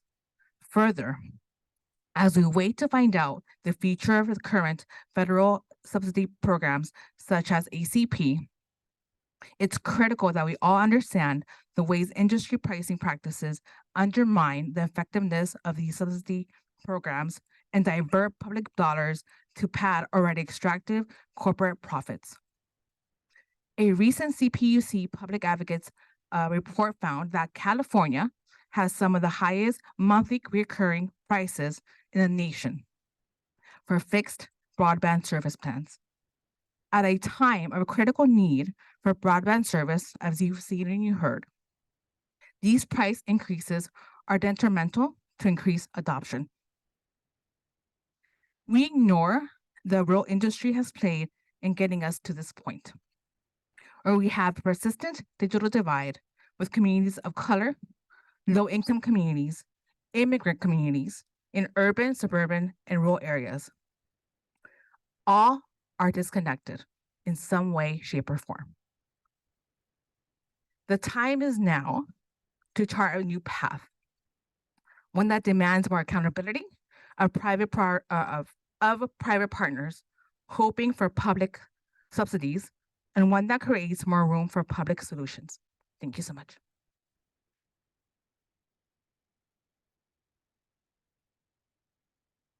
Good morning, members of the California Broadband Council. I want to thank you for the work that you have put into serving in this council and for gracefully creating space for us to be here today.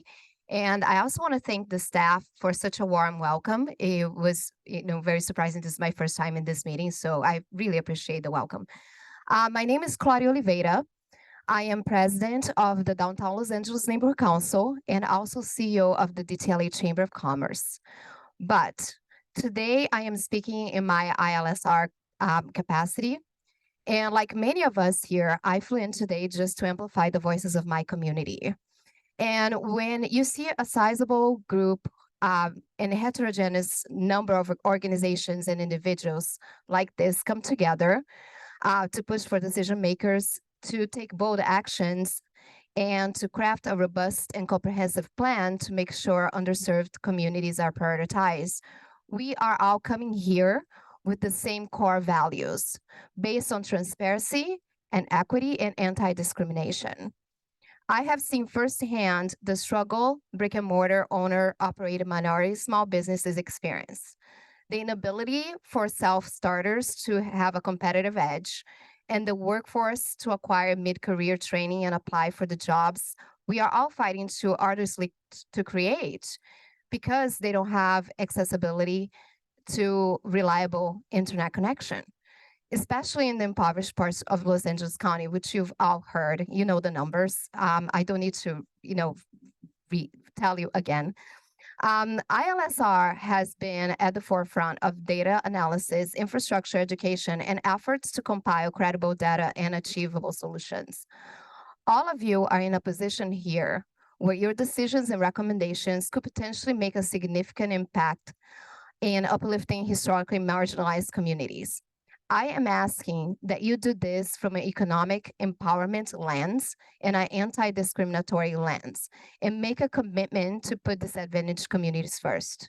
At this time, California is presented with an incredible opportunity to address our digital access disparity.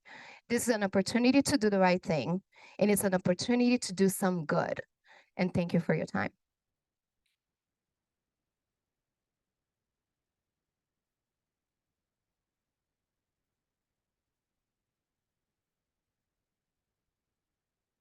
Morning, council members. My name is Patrick Messick, and I'm here with the city of Oakland. This doesn't need to be complicated. By definition, when the government withholds generational investments from high poverty, predominantly Black and brown communities, based on a map it knows to be flawed and has been proven to be discriminatory, this is called redlining. Plain and simple. No one is defending what's happening here because it's clear for all to see. Google California Interactive Broadband Map. The map shows you where the state will direct this historic public infrastructure investment. Each red dot, a priority location, places the state alleges without access to reliable broadband internet. Let's start in a high poverty community like East Oakland, where many of our students who spoke from today are from. In East Oakland, upwards of 30% of our households do not have internet. So let's look at the state map. What do we see? A sparse peppering of red dots, devoid of the reality experienced by so many in this room today. This undercounting erases the voices of our community. We know this to be true. We've been in the cabling closets of public housing in East Oakland, a rat's nest of copper cabling decades old, reportedly serving hundreds of our families. We've collected thousands of additional data points demonstrating the preponderance of unserved locations precisely where the state entirely removed SR 185 and entirely defunded I-580. Now zoom into a wealthy community. What are we going to see? The state inextricably adding dense clusters of demonstrably served locations in some of the highest income, most connected communities in California. With this data, it's no surprise that Livermore and Pleasanton segments were preserved when Oakland's was cut. It doesn't take confidential subscriber data to know that this is fiction. Google these addresses on Comcast publicly available address lookup tool, and they'll tell you a current account exists at this address. This is not conjecture. This is not some hypothetical exercise. This is leading to the divestment and redlining of our community. This visual shows investment based on median household income based on the FFA map. By far, the vast majority of investments are going to household incomes above $150,000 per year. We all know better. Now we must do better. Thank you.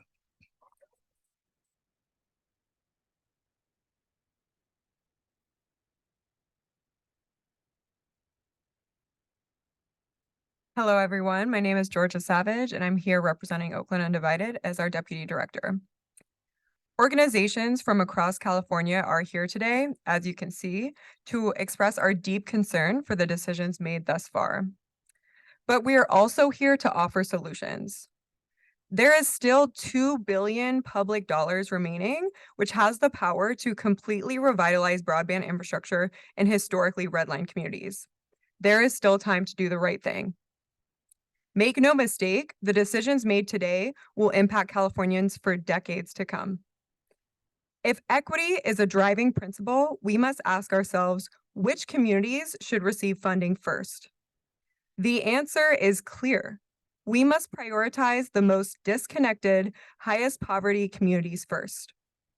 Low-income communities get the oldest, most poorly maintained infrastructure, if any at all. We saw from Patrick's visuals that we've been in these MDUs, we've been in these public housing units, and we've seen copper wiring from the 70s. That is not acceptable. That is not connection. As seen as well in those Hubble IQ maps, and just speaking with our community members, we see that these communities pay higher rates for slower, less reliable speeds, and many can't even access the internet at all. They've been bypassed for investment by private companies and have been for decades. So common sense and basic decency says we must start here. These communities cannot afford to wait another year while tens of thousands lack access to this 21st century necessity. Justice delayed is justice denied. Thank you.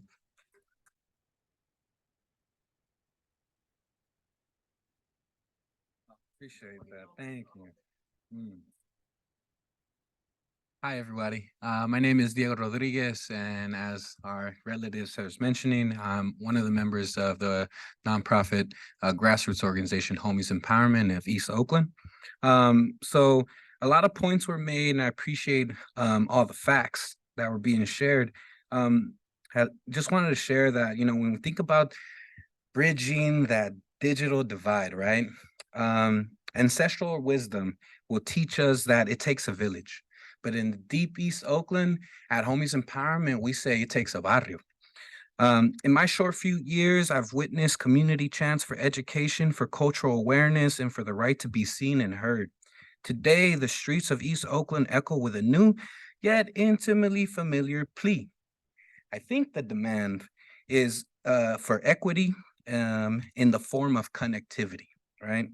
The broadband divide might sound foreign compared to struggles of our past, but it is intrinsically about access, equity, and ensuring communities stand on equal footing with the rest of the nation. We've been pushed, the essence of our struggle continues, we've been pushed to the back of the line time and again, yet Oakland always has found its way back into the light. The broadband divide may seem trivial to some, but it is as isolating as any physical barrier stifling our potential. The divide underscores that while battles evolve, the undertones of systemic inequity persist. Why is it that vibrant areas like the deep of East Oakland, teeming with culture and history, remained overlooked, pushed to the margins? We're discussing families, children, and elders who form the city's backbone, persisting against all the odds. So I'll say again, our demand extends beyond a mere broadband connection. It's about dignity, inclusivity, and erasing decades of neglect. The pandemic didn't create these inequities, it simply further exposed them. Our decision makers and everyone that's listening, in the deep, we're taxpayers too. So we demand what's right. The children of Oakland deserve the same opportunities as those in the wealthier parts of our nation. Our elders shouldn't be isolated due to digital inaccessibility, and every local business harbors dreams as vivid and valid as any other. Those with power to enact change consider the cost of keeping an entire community disconnected in this digital age. The spirit of East Oakland is definitely one of unyielding resilience and in a belief of a better tomorrow. So let our call not just be for connectivity, but demand for equity and justice. It's time to answer that call. So thank you for the time.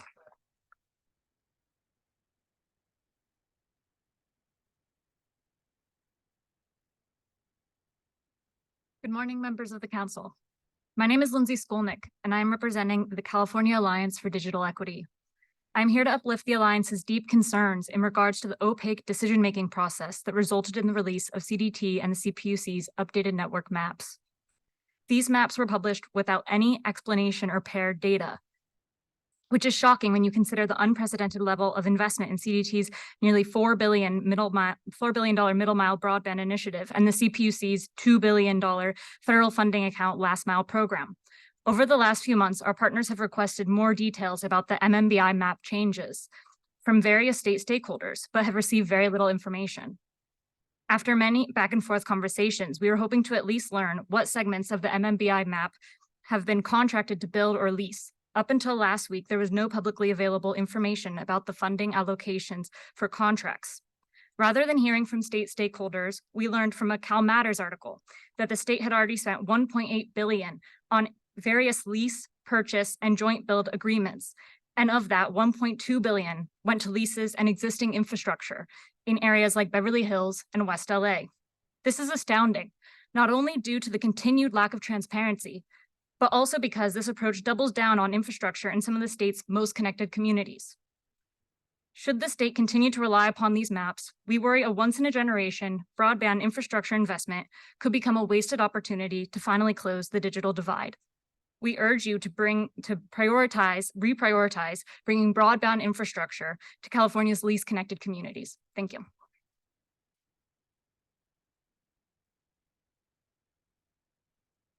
Hi, my name is Brandy Huffman, and I'm the people that you're trying to reach. I live in housing. I have children at home. I struggle. I pay more in Wi-Fi than I do in rent. I have 2 different companies I have to go by because I'm only getting 10% out of what I'm supposed to be getting of unlimited. So I have Comcast and I have Metro. My son, who attends OMI, Oakland Military in Oakland. I am from Oakland.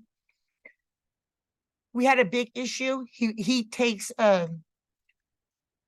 This is top class. I'm sorry, I went blank. But he takes top classes there and he gets all A's. We had an incident for a week. We didn't have Wi-Fi due to Comcast fault. He went down to B and he's looking at me and I'm looking at him. I'm doing the best. I'm calling customer service. I'm calling everybody to the point I'm in tears because I can't help my son doing the best he can at school. He's taking college courses and high school. I have 10 kids. I have 2 boys left. The older ones are like, Mom, give him this. We have this. They give me money to try to help him because they see their little brothers doing harder than they did. And I'm just asking that y'all reach out and help. We need affordable working Wi-Fi. I have an autistic child. I need Zoom calls. I have other children that I've adopted who have Zoom calls and therapists. I have cancer. I needed a reasonable accommodation. It got denied because my Wi-Fi that did not work didn't get the paperwork in from the doctors. So now I have to start all over from the process to do anything. So please, please, please, affordable and working in those areas, please, please.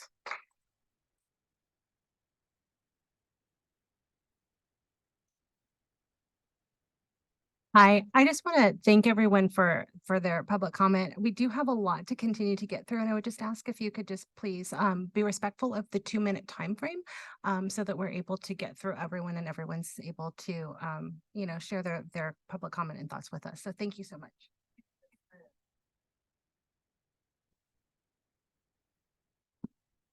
Good afternoon, everyone, and thank you, sister, for your vulnerability and for being brave and courageous to give that message. My name is Maria Villamil. I'm here on behalf of California Native Vote Project, a member of De La Coalition. Our organization represents Native Americans and indigenous communities in LA County and across the state of California. We are a trusted messenger for Native people to achieve equity and justice by increasing civic participation and community organizing across the state. I'm here to talk about the impact that our Native American Californians are experiencing because of poor access and equity in broadband internet across the state. Native nations have not experienced digital redlining. They have experienced digital indifference, a situation bound to persist unless greater investments are made to bridge the digital divide in tribal communities and urban and rural communities across the state. Tribal nations have faced systemic oppression for centuries. Broadband for us is not just about internet access, but about a pathway to obtaining an education, improving health, and acquiring economic resources necessary to thrive, just like the many different communities that are being represented here. Our communities have the lowest amount of access to broadband internet of any California demographic, 4% lower than the statewide average. I'm not here to compare or to judge, but we do want to make sure that we're represented as well. State funding is key because we have 109 tribes in California, and even though the tribes may be overseen by federal government, our urban and rural communities are making the great request for you to prioritize the interest in broadband for all programs from the middle mile broadband program to federal funding account and beyond. Tribal representation is important when making decisions in all the areas of infrastructure. So we demand that you continue to include us in tribal consultation and across all meetings that you're having. I ask that you prioritize equity and public interest for alignment and collaboration across all tribes and people of color in the County of Los Angeles and across the state of California, including Oakland. Our communities need respect and all broadband access now.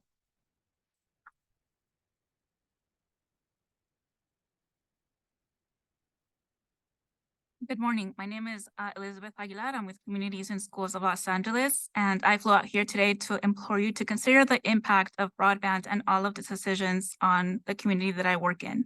At Communities and Schools of Los Angeles, we provide social emotional learning to students across 5 neighborhoods in Los Angeles, in the Los Angeles Unified School District, all which are predominantly Black and Brown students.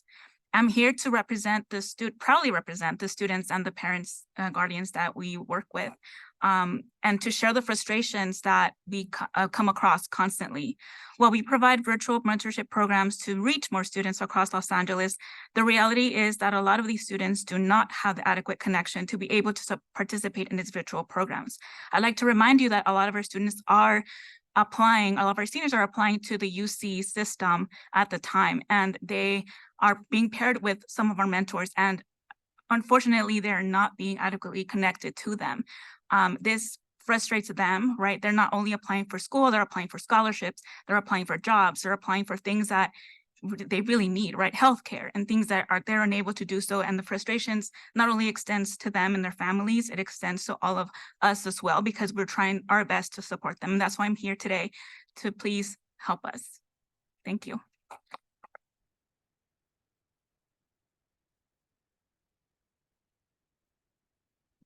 Good morning. My name is Paola Schenkelberg with Communities and Schools of LA, and I also flew here from LA to be able to help you consider the impact of broadband for all decisions for the communities that we support. Like Liz said, we provide support at 15 LAUSD Title I schools. We place caring adults in schools to support them academically, emotionally, and socially. During the pandemic, when the school shut down, we quickly realized that we needed to expand our efforts. And in 2021, we launched our External Affairs Department focusing on advocacy. As part of our advocacy efforts, we launched our student and parent advocacy committees, where we meet virtually with those students and parents. Many of our committees members are not able to have the full capacity to meet during those meetings because it's virtually and they don't have the bandwidth to be able to fully participate. Most of the time they have to have their videos turned off so that they're able to hear the meetings, so that they can hear the information. Many of the families we support do live in South LA and East LA and are just trying to make ends meet. Being able to spend $70 to $100 on internet is not possible for them. Reliable, affordable, and accessible internet continues to be an issue our families have to deal with on a daily basis, and it affects most facets of their everyday lives. I urge members of this committee to do right by our families so that I may go back home and share with them that the state is listening and they are taking care of their needs and their consideration. Thank you.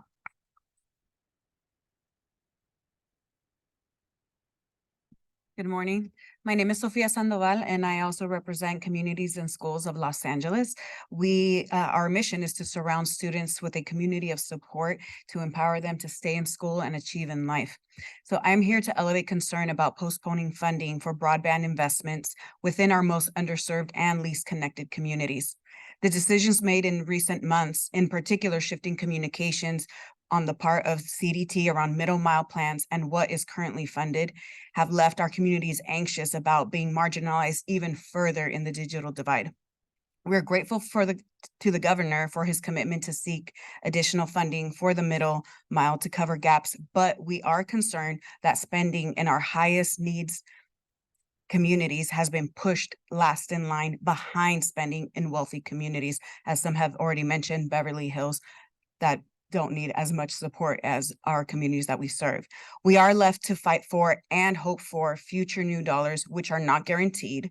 And especially as our state budget is more stressed, and prioritizing this new allocation in the budget may come at the cost of resources available for other essential government assistance programs for the people in our neighborhoods. We urge the governor to issue a clear statement outlining his plan for future middle mile funding, and urge both the governor and this committee to ensure that the already allocated $4 billion go first to the highest need areas, not last, as we fear is presently the path the MMBI is on. The time to act is now, and we respectfully ask the CBC to use your leadership to make sure that happens. Thank you.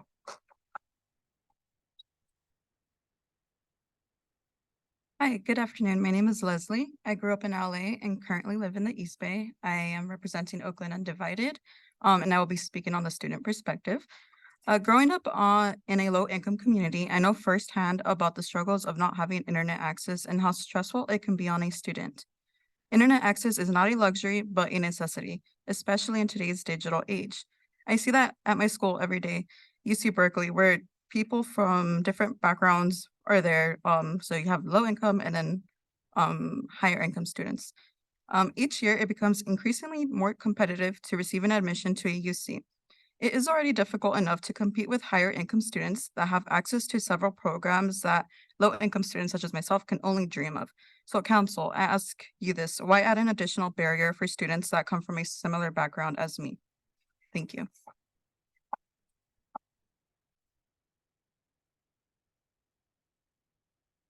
Good morning.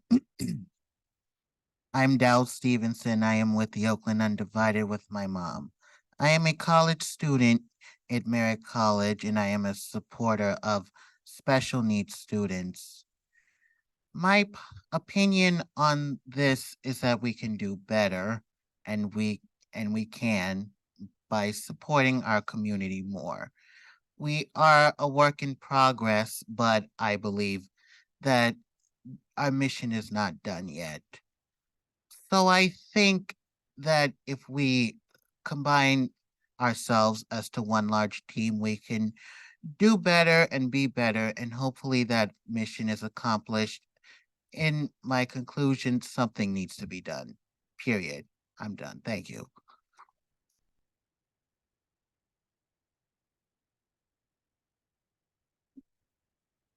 Hello, my name is Gabby Andrada, and I lead a cross-sector digital inclusion initiative in the Bay Area with Everyone On. We are a national nonprofit that seeks to unlock social and economic opportunity by connecting those in under-resourced communities to affordable internet access, computers, and providing digital skills trainings. In my collaborative efforts throughout the Bay, one fact has become abundantly clear: the digital divide is not distributed evenly. Entire communities have been bypassed and overlooked for decades, and it is not because our historically redline communities don't want internet. In fact, I still haven't come across a community member that didn't want internet, so why are so many disconnected? The truth is that getting internet in East Oakland or the Tenderloin isn't like it is in getting the internet in Noe Valley or Pleasanton. Residents in marginalized communities are asked to pay more for less, and because they rely on outdated and poorly maintained technology, they rarely get the internet performance that they are paying for. Devices are important, digital literacy is important, but affordable, reliable, high-speed internet is the foundation of digital equity. The state has an opportunity to prioritize people over profits by investing in the communities we all know this funding is intended to serve. In solidarity with Oakland Undivided, Digital Equity LA, CADE, and advocates across the state, we urge the CBC to take the lead on putting equity back into broadband for all work. Thank you.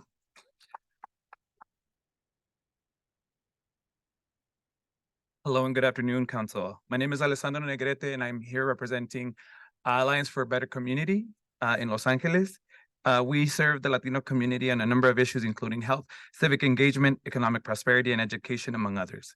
We work and have families in Southeast LA and East LA, and these are communities that are heavily impacted by inadequate access to survive, because that's what we're calling the digital lifeline.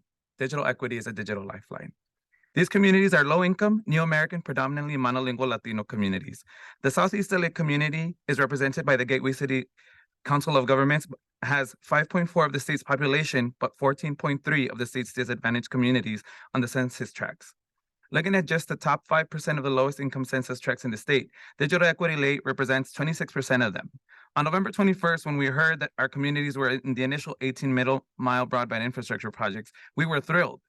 Furthermore affirmed when they were included in the analysis and data in March 2022. Our local leaders got to work immediately over the last 2 years to leverage middle mile to bridge equitable access for our communities finally. But I'm here today because our communities, my community, are dismayed and frankly disappointed and furious yet again. The state has disinvested from our communities by moving Project 15 to a future unfunded phase of the work. Our communities are consistently left unheard and left with a feeling of disregard. We must address the situation to ensure fair and equitable access to the resources that were initially promised, and that there is a transparent process with accountability moving forward. With my last 30 seconds, I will address you as a community member that lives in these communities. And I ask you not to look at me, but think about the young comrades that are missing school today. A mother who's monolingual speaking is speaking to your hearts, and thinking about her family and and I ask you to think about, what does access mean to you, and what would it look like for you not to have the bare necessities you need in the digital era? Thank you.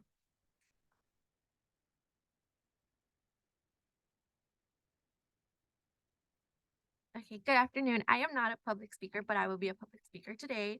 My name is Ashley Cruz. I am a first generation undergrad student at UC Berkeley, majoring in political science. It is my final year, and it has been a struggle to get to where I am. I am the pandemic class of 2020, so the internet was just, that's where we realized that it was a necessity for my family. And growing up low income, it was very hard to get a computer or a laptop. And I am a middle child, so I have an older brother, and a younger child, and a younger brother. So we all had to share one laptop and one computer. And that was just hard because I had my college applications, I had everything to do, and my older brother also had to do his own things. And it just was very difficult to realize that internet access was just not there, was not reliable. And having this proposal, it's just gonna change everyone activities. And I am from LA, so I know the struggles. And I thought that coming to Berkeley would have been such an experience of, oh, I'm leaving behind my low income community, but it was not that case because just like in East Oakland, there are struggles that have yet to be resolved.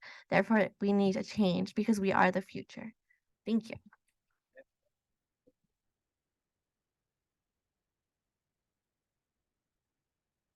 Good afternoon. My name is Samantha Nunez, and I lead the Oakland Unified School District's Student Information Technology Internship Program. Our mission is to foster digital equity for the 34,000 students in our district and to empower the next generation Silicon Valley innovators and change makers. The barriers to digital access faced by our community are systemic. On the back to school tech check completed by every OUSD family, over 20% of our families reported lacking access to home internet that's fast and reliable enough to support their child's education. Think about it. Nearly 1 in families lack access to the internet, which somebody previously said it's not a luxury, it's a necessity. Our interns help connect families with hotspots, but however, this is a temporary solution. It's funded by a COVID era program that's set to expire next school year. Even with hotspots, the connection strength degrades rapidly for our families living in our highest poverty communities. Even for our families paying for wireline broadband connections from big internet companies, Speed Test reveals thousands of households receiving speeds that are only a fraction of what they're paying and well below the 25 megabit per second download speed threshold to be considered served by the state. Structural problems require structural solutions, and I implore the state to direct this funding into the communities that need it the most, the communities this generational investment is intended to serve. Our students and families are counting on you.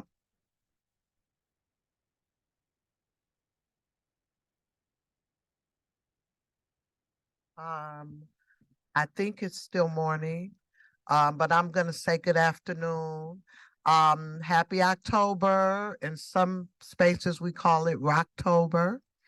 And I'm here because we already know the issue, so I don't want to speak to that. What I would like to speak to is the benefit that I saw my son, who is autistic, gain in leaps and bounds through the internet. He researches math games. He looks up answers. He's a master researcher. And when I was growing up, my dad told me, go qualify your answers, which meant I had to go to an encyclopedia or library. He can qualify his answers right at home on his phone. And it's remarkable how empowering it is for this young man who will be sitting in one of these spots or higher. And so I just want to thank you guys for even wanting to do this, but we cannot divest in Oakland and Watts and Inglewood. It's outrageous because artificial intelligence is starting to be introduced. We are already behind the 8 ball. We got to catch our youth up, their scholars. We got to catch them up so they can even compete 10 years from now. And it's getting very nervous, you know, what's going on in our state and how we are not, and how we're working toward doing something better. And I'm gonna leave y'all with this. This was my favorite part from Hamilton. You don't want to be bird that kills off progress. We want to be the one that stands there and supports, because somebody's going to tell your story and we want them to tell it with pride. Not you don't want to bring shame on your family members. Y'all gone and your family, yeah, that was auntie did that. We don't want that. We want to take individual accountability independent of this collective. And that's how we made it so far in America. That's why we're still growing. It's still an experiment. Now it's time to, this is a historic time. We don't want to sleep on this. We don't want to sleep on it. And I also want to say, when our communities are empowered, you won't see crime. You won't see as much littering. Because they're invested in being an American. Most of us don't feel like Americans. I feel like an American, thanks to my mayor. But I'm just saying, so let's what I'm gonna leave this with this. Put more heart in your love and more love in your heart. And that's all, because we want y'all here. You guys are the brains, and we want to work with you. And thank you for allowing us to speak on what concerns us. Thank you so very much.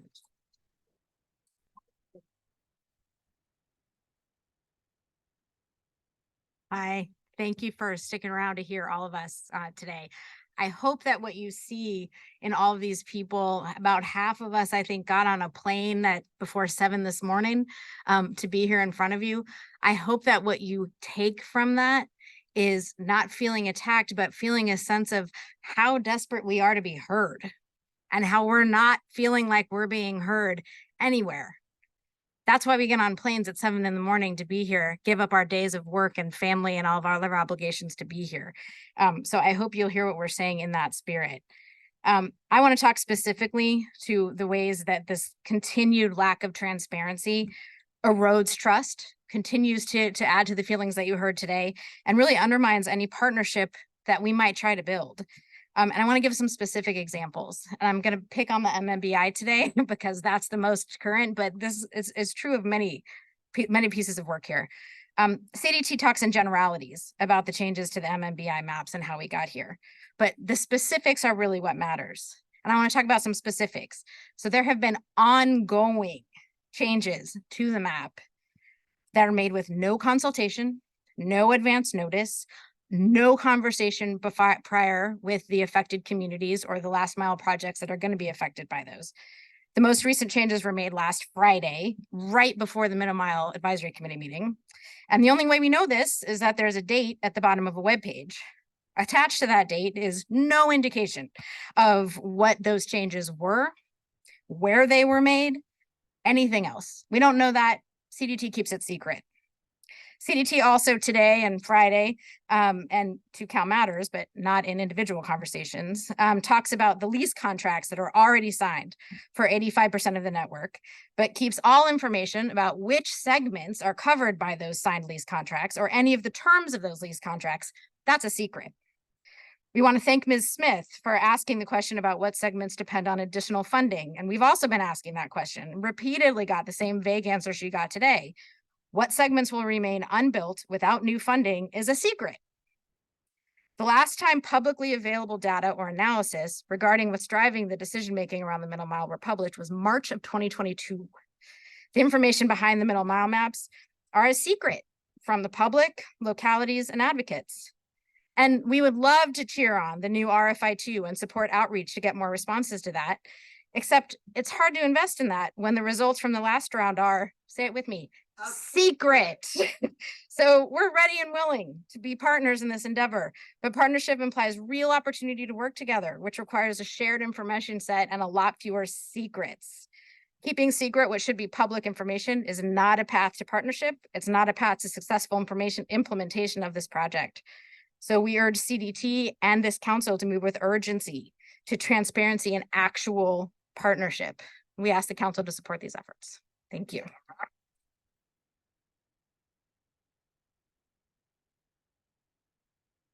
I'm the last one. You are welcome. Good afternoon, Tracy Ryan with the Rural County Representatives of California. We represent 40 rural counties. And although I am the one person here representing a rural entity, I think the issues I'm going to talk about today equally apply to urban areas as it does rural areas, because this is a process issue. I am also going to focus on the MMBI because I think it is foundational to last mile efforts that our communities are undertaking, specifically local governments and municipalities that are trying to get our communities some last mile reliable broadband. The middle mile is needed for all of our last mile projects. And as you know, as we've been talking about, there's been a large investment by the state, $6 billion, plus more coming from the federal government. The changes in the middle mile map, I think it's kind of misunderstood on how that actually is affecting us now. The state invested $50 million in local agency technical assistance money. That money for our areas was invested in design of networks. Those networks were designed based on the middle mile map. The middle mile map has changed at least 3 times. Again, as the previous speaker noted, we don't know how many times it's changed. And so through the federal funding account process, we had to change what we were applying for and kick out projects to areas based on those changes of what we knew right then. The middle mile map has changed at least, again, twice since that point. We have areas such as Greenfield, which is in Monterey County, which is a largely farm worker area that has no service. That area we may not be able to serve because of changes done through the middle mile map process. And respectfully, I do have to disagree with how those changes are being described here today. Mr. Monroe said that they were simply, what was the word? Simply making parallel routes. In Greenfield, one of the areas that we really want to serve, the middle mile was changed and moved miles over across the river. Moving something across a river, now we have permitting problems, we have secret problems, and it may make that project inviable. Another area, Imperial County, the middle mile used to run north to south. It now runs east to west. We had projects based on the middle mile going north to south. Those projects, again, in Imperial County, largely disadvantaged communities, may no longer be viable. So I think that we need to be really clear how these changes are affecting our overall investment into broadband and the digital divide. And we are asking that there is more transparency in the process. I think, as Commissioner Houck stated earlier, the PUC has a very robust process for it. They have comment periods, they have document requirements, and we have none of that with the middle mile initiative. And we would like to see more of that in engagement with the community before changes are made, not after. Thank you.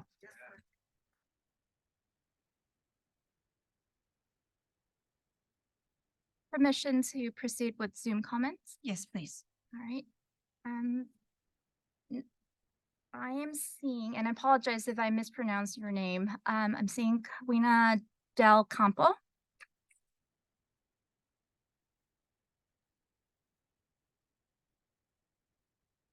Please go off mute to speak.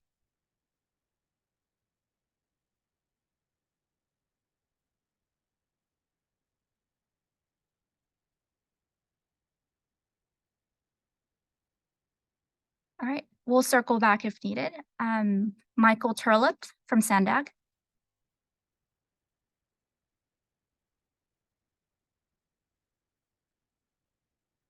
Good afternoon, everybody. My name is Michael Turlip. I am a digital equity planner with Sandag, the Metropolitan Planning Agency for the San Diego region.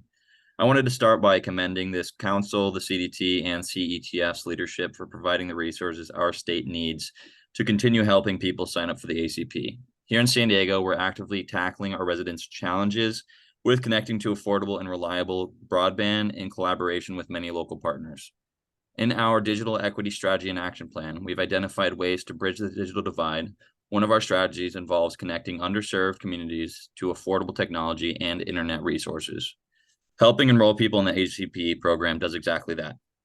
While Sandag did not receive one of the FCC ACP grants, we continue to convene stakeholders and are supporting region-wide efforts in this front. Key stakeholders in our region, including the County of San Diego, the San Diego Housing Commission, as well as local jurisdictions like the City of Chula Vista and the City of San Diego, are working hard to sign qualifying households up for the ACP and can attest that there is a significant demand for this program. Earlier this month, we organized a highly successful enrollment event through a mass text campaign, which resulted in more than 150 attendees and thousands of independent enrollments. To share an anecdote, at this event, staff assisted a 75-year-old mother living on food stamps who had previously been paying $138 for her monthly internet bill and were able to reduce her bill to just $20, allowing her to use these funds for other crucial living expenses. As you can see, receiving assistance from trusted messengers is vital for the community members who would not otherwise be able to navigate this complicated process. As cost of living rises across the country, the ACP is an even more indispensable tool for keeping disadvantaged communities connected to the opportunity they need to thrive. We want to continue to do as many successful events like this into the future. So please continue to advise and advocate for federal funding for this program and for funding that will allow community partners to continue assisting the ACP enrollments. Our region is unified and ready to continue our efforts getting people enrolled in this program who desperately need it. Thank you. All right, next public commenter, Jenny Sudana.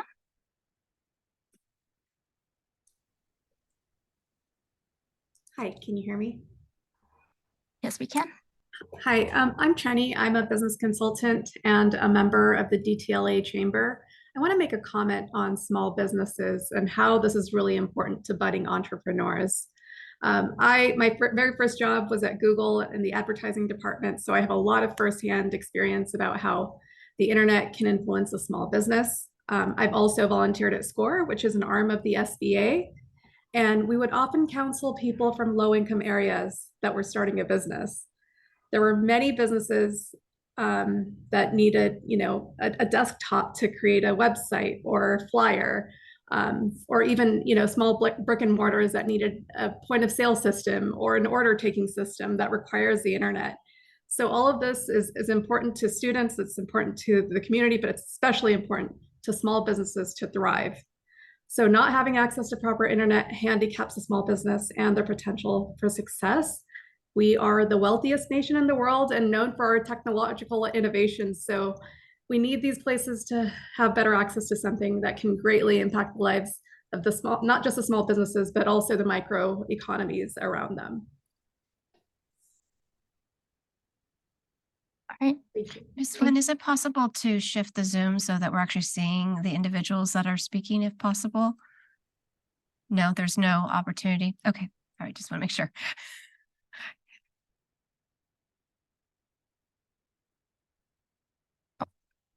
Next, we have Samia Zuber.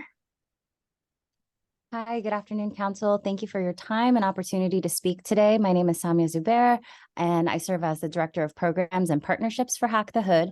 We're an Oakland-based nonprofit that provides free tech education programs focused on exploring foundational technical skills through a justice lens.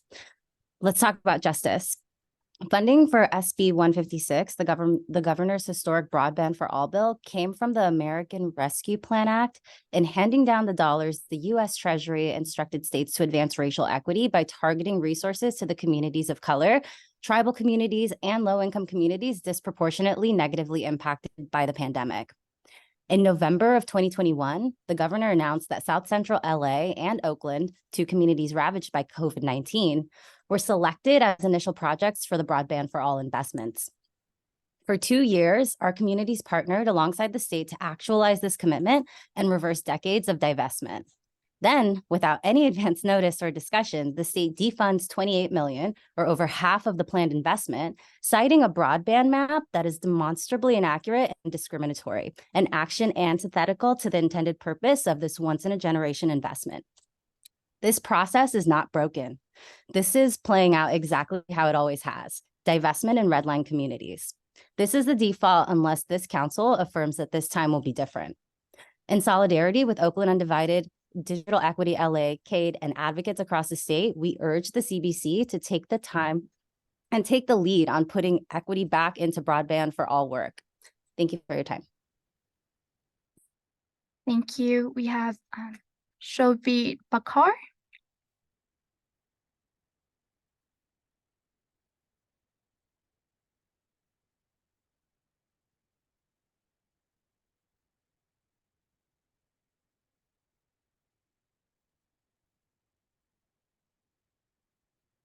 All right. Senator Stephen Bradford.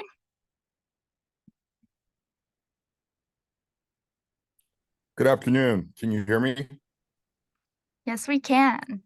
Thank you, and I appreciate this opportunity to speak. And I just really want to commend all the public commenters who voiced their concerns. I too want to just recognize the work that the Department of Technology is doing with the deployment, but I think we would all have to agree it's moving at a much, much too slow of a pace. I'm also concerned about the complaint that we've heard from Californians all over the state, especially low-income individuals regarding the middle mile and the last mile deployment, and the maps that continue to ignore or just eliminate those communities. That should be a problem for all of us. And I think it's no accident that Compton was ignored. I represent the city of Compton. I represent the most diverse Senate district in the state.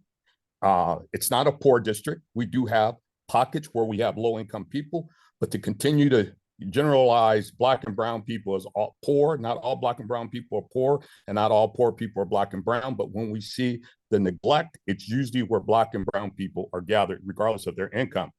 And I think the PUC needs to really be more committed in making sure these funds for the last mile get to the projects that are needed the most and make sure adoption and connectivity happens. And I just don't think it's happening in a real serious manner. And as we've heard from so many speakers here today, we have communities that are desperate in need of getting broadband connectivity. We saw it during COVID-19, and it was exacerbated, and it hasn't improved since then. And as I've said, I've seen and heard this movie before. I've been in the legislature now for 14 years. I've chaired utilities both in the Assembly and now in the Senate. And we've heard from the same individuals. We should be concerned that the same message of lack of attention is being continued. And I just want to take my hat off to Sunny McPeak, somebody that I know is on the front line, on the ground. She worked with me directly in the city of Inglewood when we had connectivity issues almost a decade ago, and making sure that those communities were connected and our libraries with hotspots. But more needs to be done. And just an example, in 2012, when I was in the Assembly, I authored a bill that provided $30 million to connect public housing. Not a single public housing facility has been connected in 11 years. I asked the PUC, where is that money? It's time for the PUC to provide funding to establish adoption programs to these low-income communities. But you know, it's just not happening. So I think today is about accountability. We deserve accountability, but more importantly, we deserve the information also to make sure that these dollars are going to the programs that are needed the most and those communities that need it the most. So I stand committed to continue working with you, but it's a lot of work being done, but we shouldn't rehash what I've been hearing for the last 10, 15 years about lack of connectivity in the same neighborhoods. And many of the times they're not poor neighborhoods. And I just would want to just clarify something. Earlier, one of your first speakers talked about the Crenshaw neighborhood. I'm going to be specific. There's no Crenshaw neighborhood. Crenshaw is a boulevard that runs 23 miles through LA County. It borders or intersects some of the most affluent communities in LA County. The only difference is where there is lack of connectivity, those areas are predominantly Black and brown communities. Again, so we need to really take a look at the racial bias that exists in providing internet to our communities. So thank you for this opportunity. Thank you, Senator Bradford. Your comments are always well received, and we agree, accountability across to all. We look forward to working with you to make that happen. All right, I have two public comment that was sent via email prior to the meeting. From Andrew Marr, resident living within CAL FIRE Zone 267. Existing wireline, fiber, or transmission routes are now failing or will fail for the third time due to severe entanglement with pole vegetation. If any broadband transmission deployment is done using existing poles, it must mandate seasonal vegetation trimming funded by government agency code enforcement. Current lower pole cabling connects E911, code red alerts, premise alarm, safety of life, telephone service, VoIP, and or copper resident service. And a second comment came from Kevin Horejsi. I would like to make you aware of a problem that is occurring throughout the state and is specifically affecting me. I own a condo built in the early 90s. The condos are 6 houses with a utility closet on the outside of one garage. We have original coax and telephone lines. There is a fiber company that has public access to our street and owns a box from a former company in our outside utility closets. The HOA board has been refusing for almost a year and they have to allow the company access and allow me and my neighbors to get fiber. The fiber company is putting up all their money and even offered over $15,000 to allow them to install. It is a rather ridiculous that I would have to hire a lawyer, which I can't afford just to have access to good quality wiring. I'm sure this is a problem among a lot of condo units. Not only condos are affected, but renters can also be affected by not being able to get access to a service that is at their doorway. There needs to be in place some type of right to access law if a broadband company is willing to pay to bring the service to your residences. I hope you can understand my circumstances and hopefully find a solution legislatively. Thank you for your time. Thank you, Ms. Nguyen. Is there any other public comment? I do not see any in person or online, and we are complete with email public comments. Thank you very much. Obviously, this is the point where we get an opportunity as council members. If there's any comments that you'd like to make, I want to just thank the public who came here today, that traveled, that have participated remotely. Their engagement, their voices are very important. As public servants, we are here to serve the public, and we take that responsibility to heart. And the way we do that is to continue to improve. Sometimes it's difficult to hear areas that we need to things that obviously we're doing well, but there's obviously always ways too that we can be improving communication, transparency. So I look forward to working with the community to do that. With that, I'd like to open it up to my council members, both in the room and online, to see if there's any last statements. This is, remember, the last one for 2023. Before we go into 2024, I just want to commend my partners here, because there is a lot of hard work that has been going on for over a decade, but obviously there's been a lot that's happened in 2023. So I will look first one is Deputy Secretary Flores. Yes, thank you, Madam Chair. First of all, I want to echo your sentiments about the public testimony. I was struck by some of those young folks that got up and testified. And I don't think I would have had the courage at that age to do that. But given the importance of the subject matter, I think they were driven by sound reasoning to do so.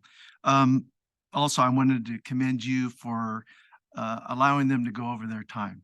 I have, as a former chair of many boards and commissions, we're not as lenient sometimes, but I certainly appreciate the fact that you let them go way beyond their time limits. So I wanted to ask staff a question, though, if I could, about the State Route 71 in particular.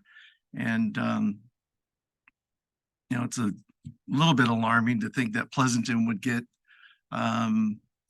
money for middle mile, whereas the city of Oakland, which is quite impoverished in many areas, would not. So I was wondering if the staff could talk about that, and then maybe we might want to have a presentation on process in the future about how these changes are coming about, and maybe the public isn't brought along in that process. If we need public buy-in, we've got to bring them along. We can't just announce either secretly or whatever way. I'm not sure how it was done, but I was wondering if the staff could address that. Mr. Moreau, do you have a comment to Deputy Secretary Flores' question? Yes, in terms of, I apologize, I have to go back to look at State Route 71. What I'll say is, this is really important. When we're developing an overall network, and so there are any given segment of a network, it's,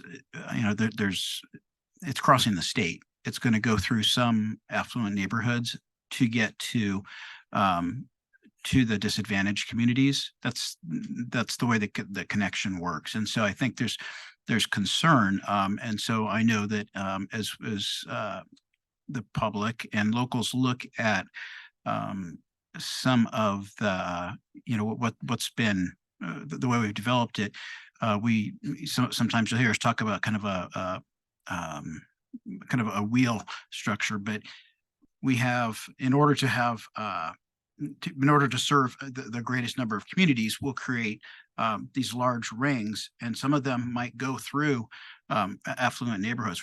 It's not favoring those. We go through those neighborhoods because we have to, the light has to pass through fiber. It has to go, and I think of the 405, for example, that goes through a number of disadvantaged communities. But the ring connects through Los Angeles. It does go through Beverly Hills, and then it goes all the way down through a number of disadvantaged communities down the 405 corridor throughout Los Angeles. So just in terms of where that particular route goes, it actually goes through a number of those communities. But a network won't work if you only build in those disadvantaged communities. And I think that's a really key piece that I want everybody to be aware of, is that we've created this structure. Now, when we go on to, as we continue to build, we need that to connect to things too, right? And so in a lot of these cases, you'll see where we're constructing segments, but if we just construct those segments, they don't connect to anything. And so we've created this overall architecture where when we build segments, they have then there are they connect to the broader network throughout that are going to provide that. It's going to provide that connectivity throughout the state. Mm-hmm. So the same applies for some of the joint build agreements that we have. The idea is we have to get from where the internet currently is to disadvantaged communities. And so we have to, whether we're following a freeway or we're using existing infrastructure or partnering with somebody, we have to be able to get through those. We have to get to those communities, and sometimes the network will pass through more affluent communities. And it's not like those were favored by any means. We're trying to really connect where all of the unserved communities are. So you would say that going through Pleasanton costs more money, since money was allocated from, I guess, the Oakland area. The Oakland area, it sounds like testimony today said that money was defunded from the Oakland area to fund a project going through Pleasanton, which is, by the way, geographically on the other side of the mountain, away from Oakland, quite a distance. So I'm just wondering, is that what you're saying? So, or Oakland is just not, it's not feasible to put more investment in there to hit those poor communities? I'm trying to follow your logic. So yeah. So I'm glad you're asking that question. We did not defund Oakland. Okay. We have a 10,000 mile map that continues to go through all of the areas that were originally identified, okay, the original route. So no area has been defunded. But when we looked at the initial phased route, we were trying to get within a certain distance. That we're not doing that anymore. Right now, we are all of the original routes going through Oakland are still on the map. They're still being, Caltrans hasn't stopped work. We're still developing all those. So we wouldn't say that any area has been defunded. As soon as an area is ready to build, we're going to build. And while we're doing that, we're also looking for where is their existing infrastructure where we might be able to get service faster. So I want to be careful about that and really provide clarity. We haven't defunded any segments. So in terms of where we use the, it just sounds like there was a different route that might have been more feasible instead of using, I think they used as an example, was the State Route 71 going through Oakland. Yeah, so when we chose the routes, we used there's a lot of public input that had gone into, originally trying to where do we need to serve, and then we used the highway the highway system as the corridor, right? And And there wasn't any, the most important part of that aspect was if Caltrans was going to build it, or if the state was going to build it, it makes the most sense to build it on state land and use the department that actually has done this work before. But when we looked at other alternatives, we found other alternatives that were going to get us many more miles. And so that in some of those cases, we chose some parallel routes I'd be happy to kind of talk through, look more closely at the routes that you're talking about in the maps. But I think that's really important is that as we've looked at these, the leases and the joint builds that we were talking about, they were providing the best the best connectivity and the fastest way to provide service to the greatest number of people throughout the state. And then as we build the rest of the network, we'll have now a framework and a backbone to connect to. Right. Yeah, I'd really like some additional information, in particular rural counties, because as you're aware, food and ag, that's our purview. And so farming community, the working community is extremely important and needs this access. So as we go forward, I'd like to hear what you folks are doing there. Thank you. Thank you, Madam Deputy Chair. Secretary Flores. And I also, the other question you had about transparency on the maps, the public should not just see a revision number and then try to have to figure out what changes. So we are committed at Department of Technology to provide more transparency and more opportunity. We do have a new communication and stakeholder relations Deputy Director, Monica Hernandez. And so she is going to be helping build out that program to make sure that there's more communication. So thank you very much for your comments. Is there any other? Oh, I see Deputy Director Green. I just wanted to go back to the maps real quickly. I mean, is the most current map that we have accurate, and does it solve the problem that was brought up today by the public comments? So yes, the map that we currently have is accurate. That is, in terms of the comments we've heard, we have posted everywhere where we have a lease. Those are now layers to our map. So if you go into go into our website, you'll see the full 10,000 mile map. And then there are layers to turn on to see where are we leasing, where do we have joint builds, where are we purchasing, and where are we constructing. And so all of that information is currently there and up to date. I think there have, to the point of when information was updated, there may have been, small segments here or there where, we have a GIS team that's going through the map, trying to provide to improve the map all the time. And I think that's where, I'm sympathetic with the idea that if I don't know what the change is, and I just see there's a date and I don't know what changed. And that is a challenge that I think we need to solve for. But the map that is on our website is accurate as of this point and provides the information in terms of how we're developing each segment of the network. Thank you. Thank you, Deputy Director Green. Yes, Ms. McPeak. I just want to commend you, as other members have, about allowing all of the testimony and being the comment that was made by some of the speakers, that the staff was very welcoming. So that's important. Thank you, Ms. McPeak. Yes, Commissioner Hauk. Yeah, I just wanted to thank the public for showing up and traveling to be here. A lot of people came from far away, and for the students in particular, especially since this impacts them exponentially, given the world we're living in today and how much the internet matters. So I just want to recognize that, and just the heartfelt and real issues that were brought to our attention today. So thank everyone for that. I want to thank you for allowing everyone to be able to be heard. And I want to thank Senator Bradford for his comments and context, and the PUC is working very hard to address these issues, and just want to assure him of that as well. And again, we've got a lot of work to do over the next several months, and look forward to continuing to engage with all of the communities impacted. Thank you, Commissioner. Are there any committee or council members that have any comments or questions online? Not online. Well, Again, this concludes our last meeting in 2023. Thank you all for your leadership. We can't achieve this without all of your organizations. You're holding us accountable to the goals and the mission of the Broadband Council.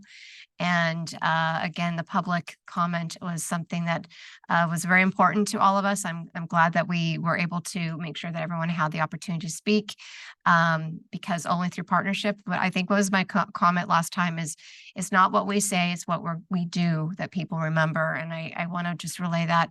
At the end of the day, it's, you know, obviously this we talk about what we're going to do in order to address the digital divide. The world, California, is looking to us to make sure that the actions are in alignment with what we're trying to achieve, which is broadband for all. So with that, I'd like to conclude today's meeting. Our next one is scheduled for Wednesday, January 24th.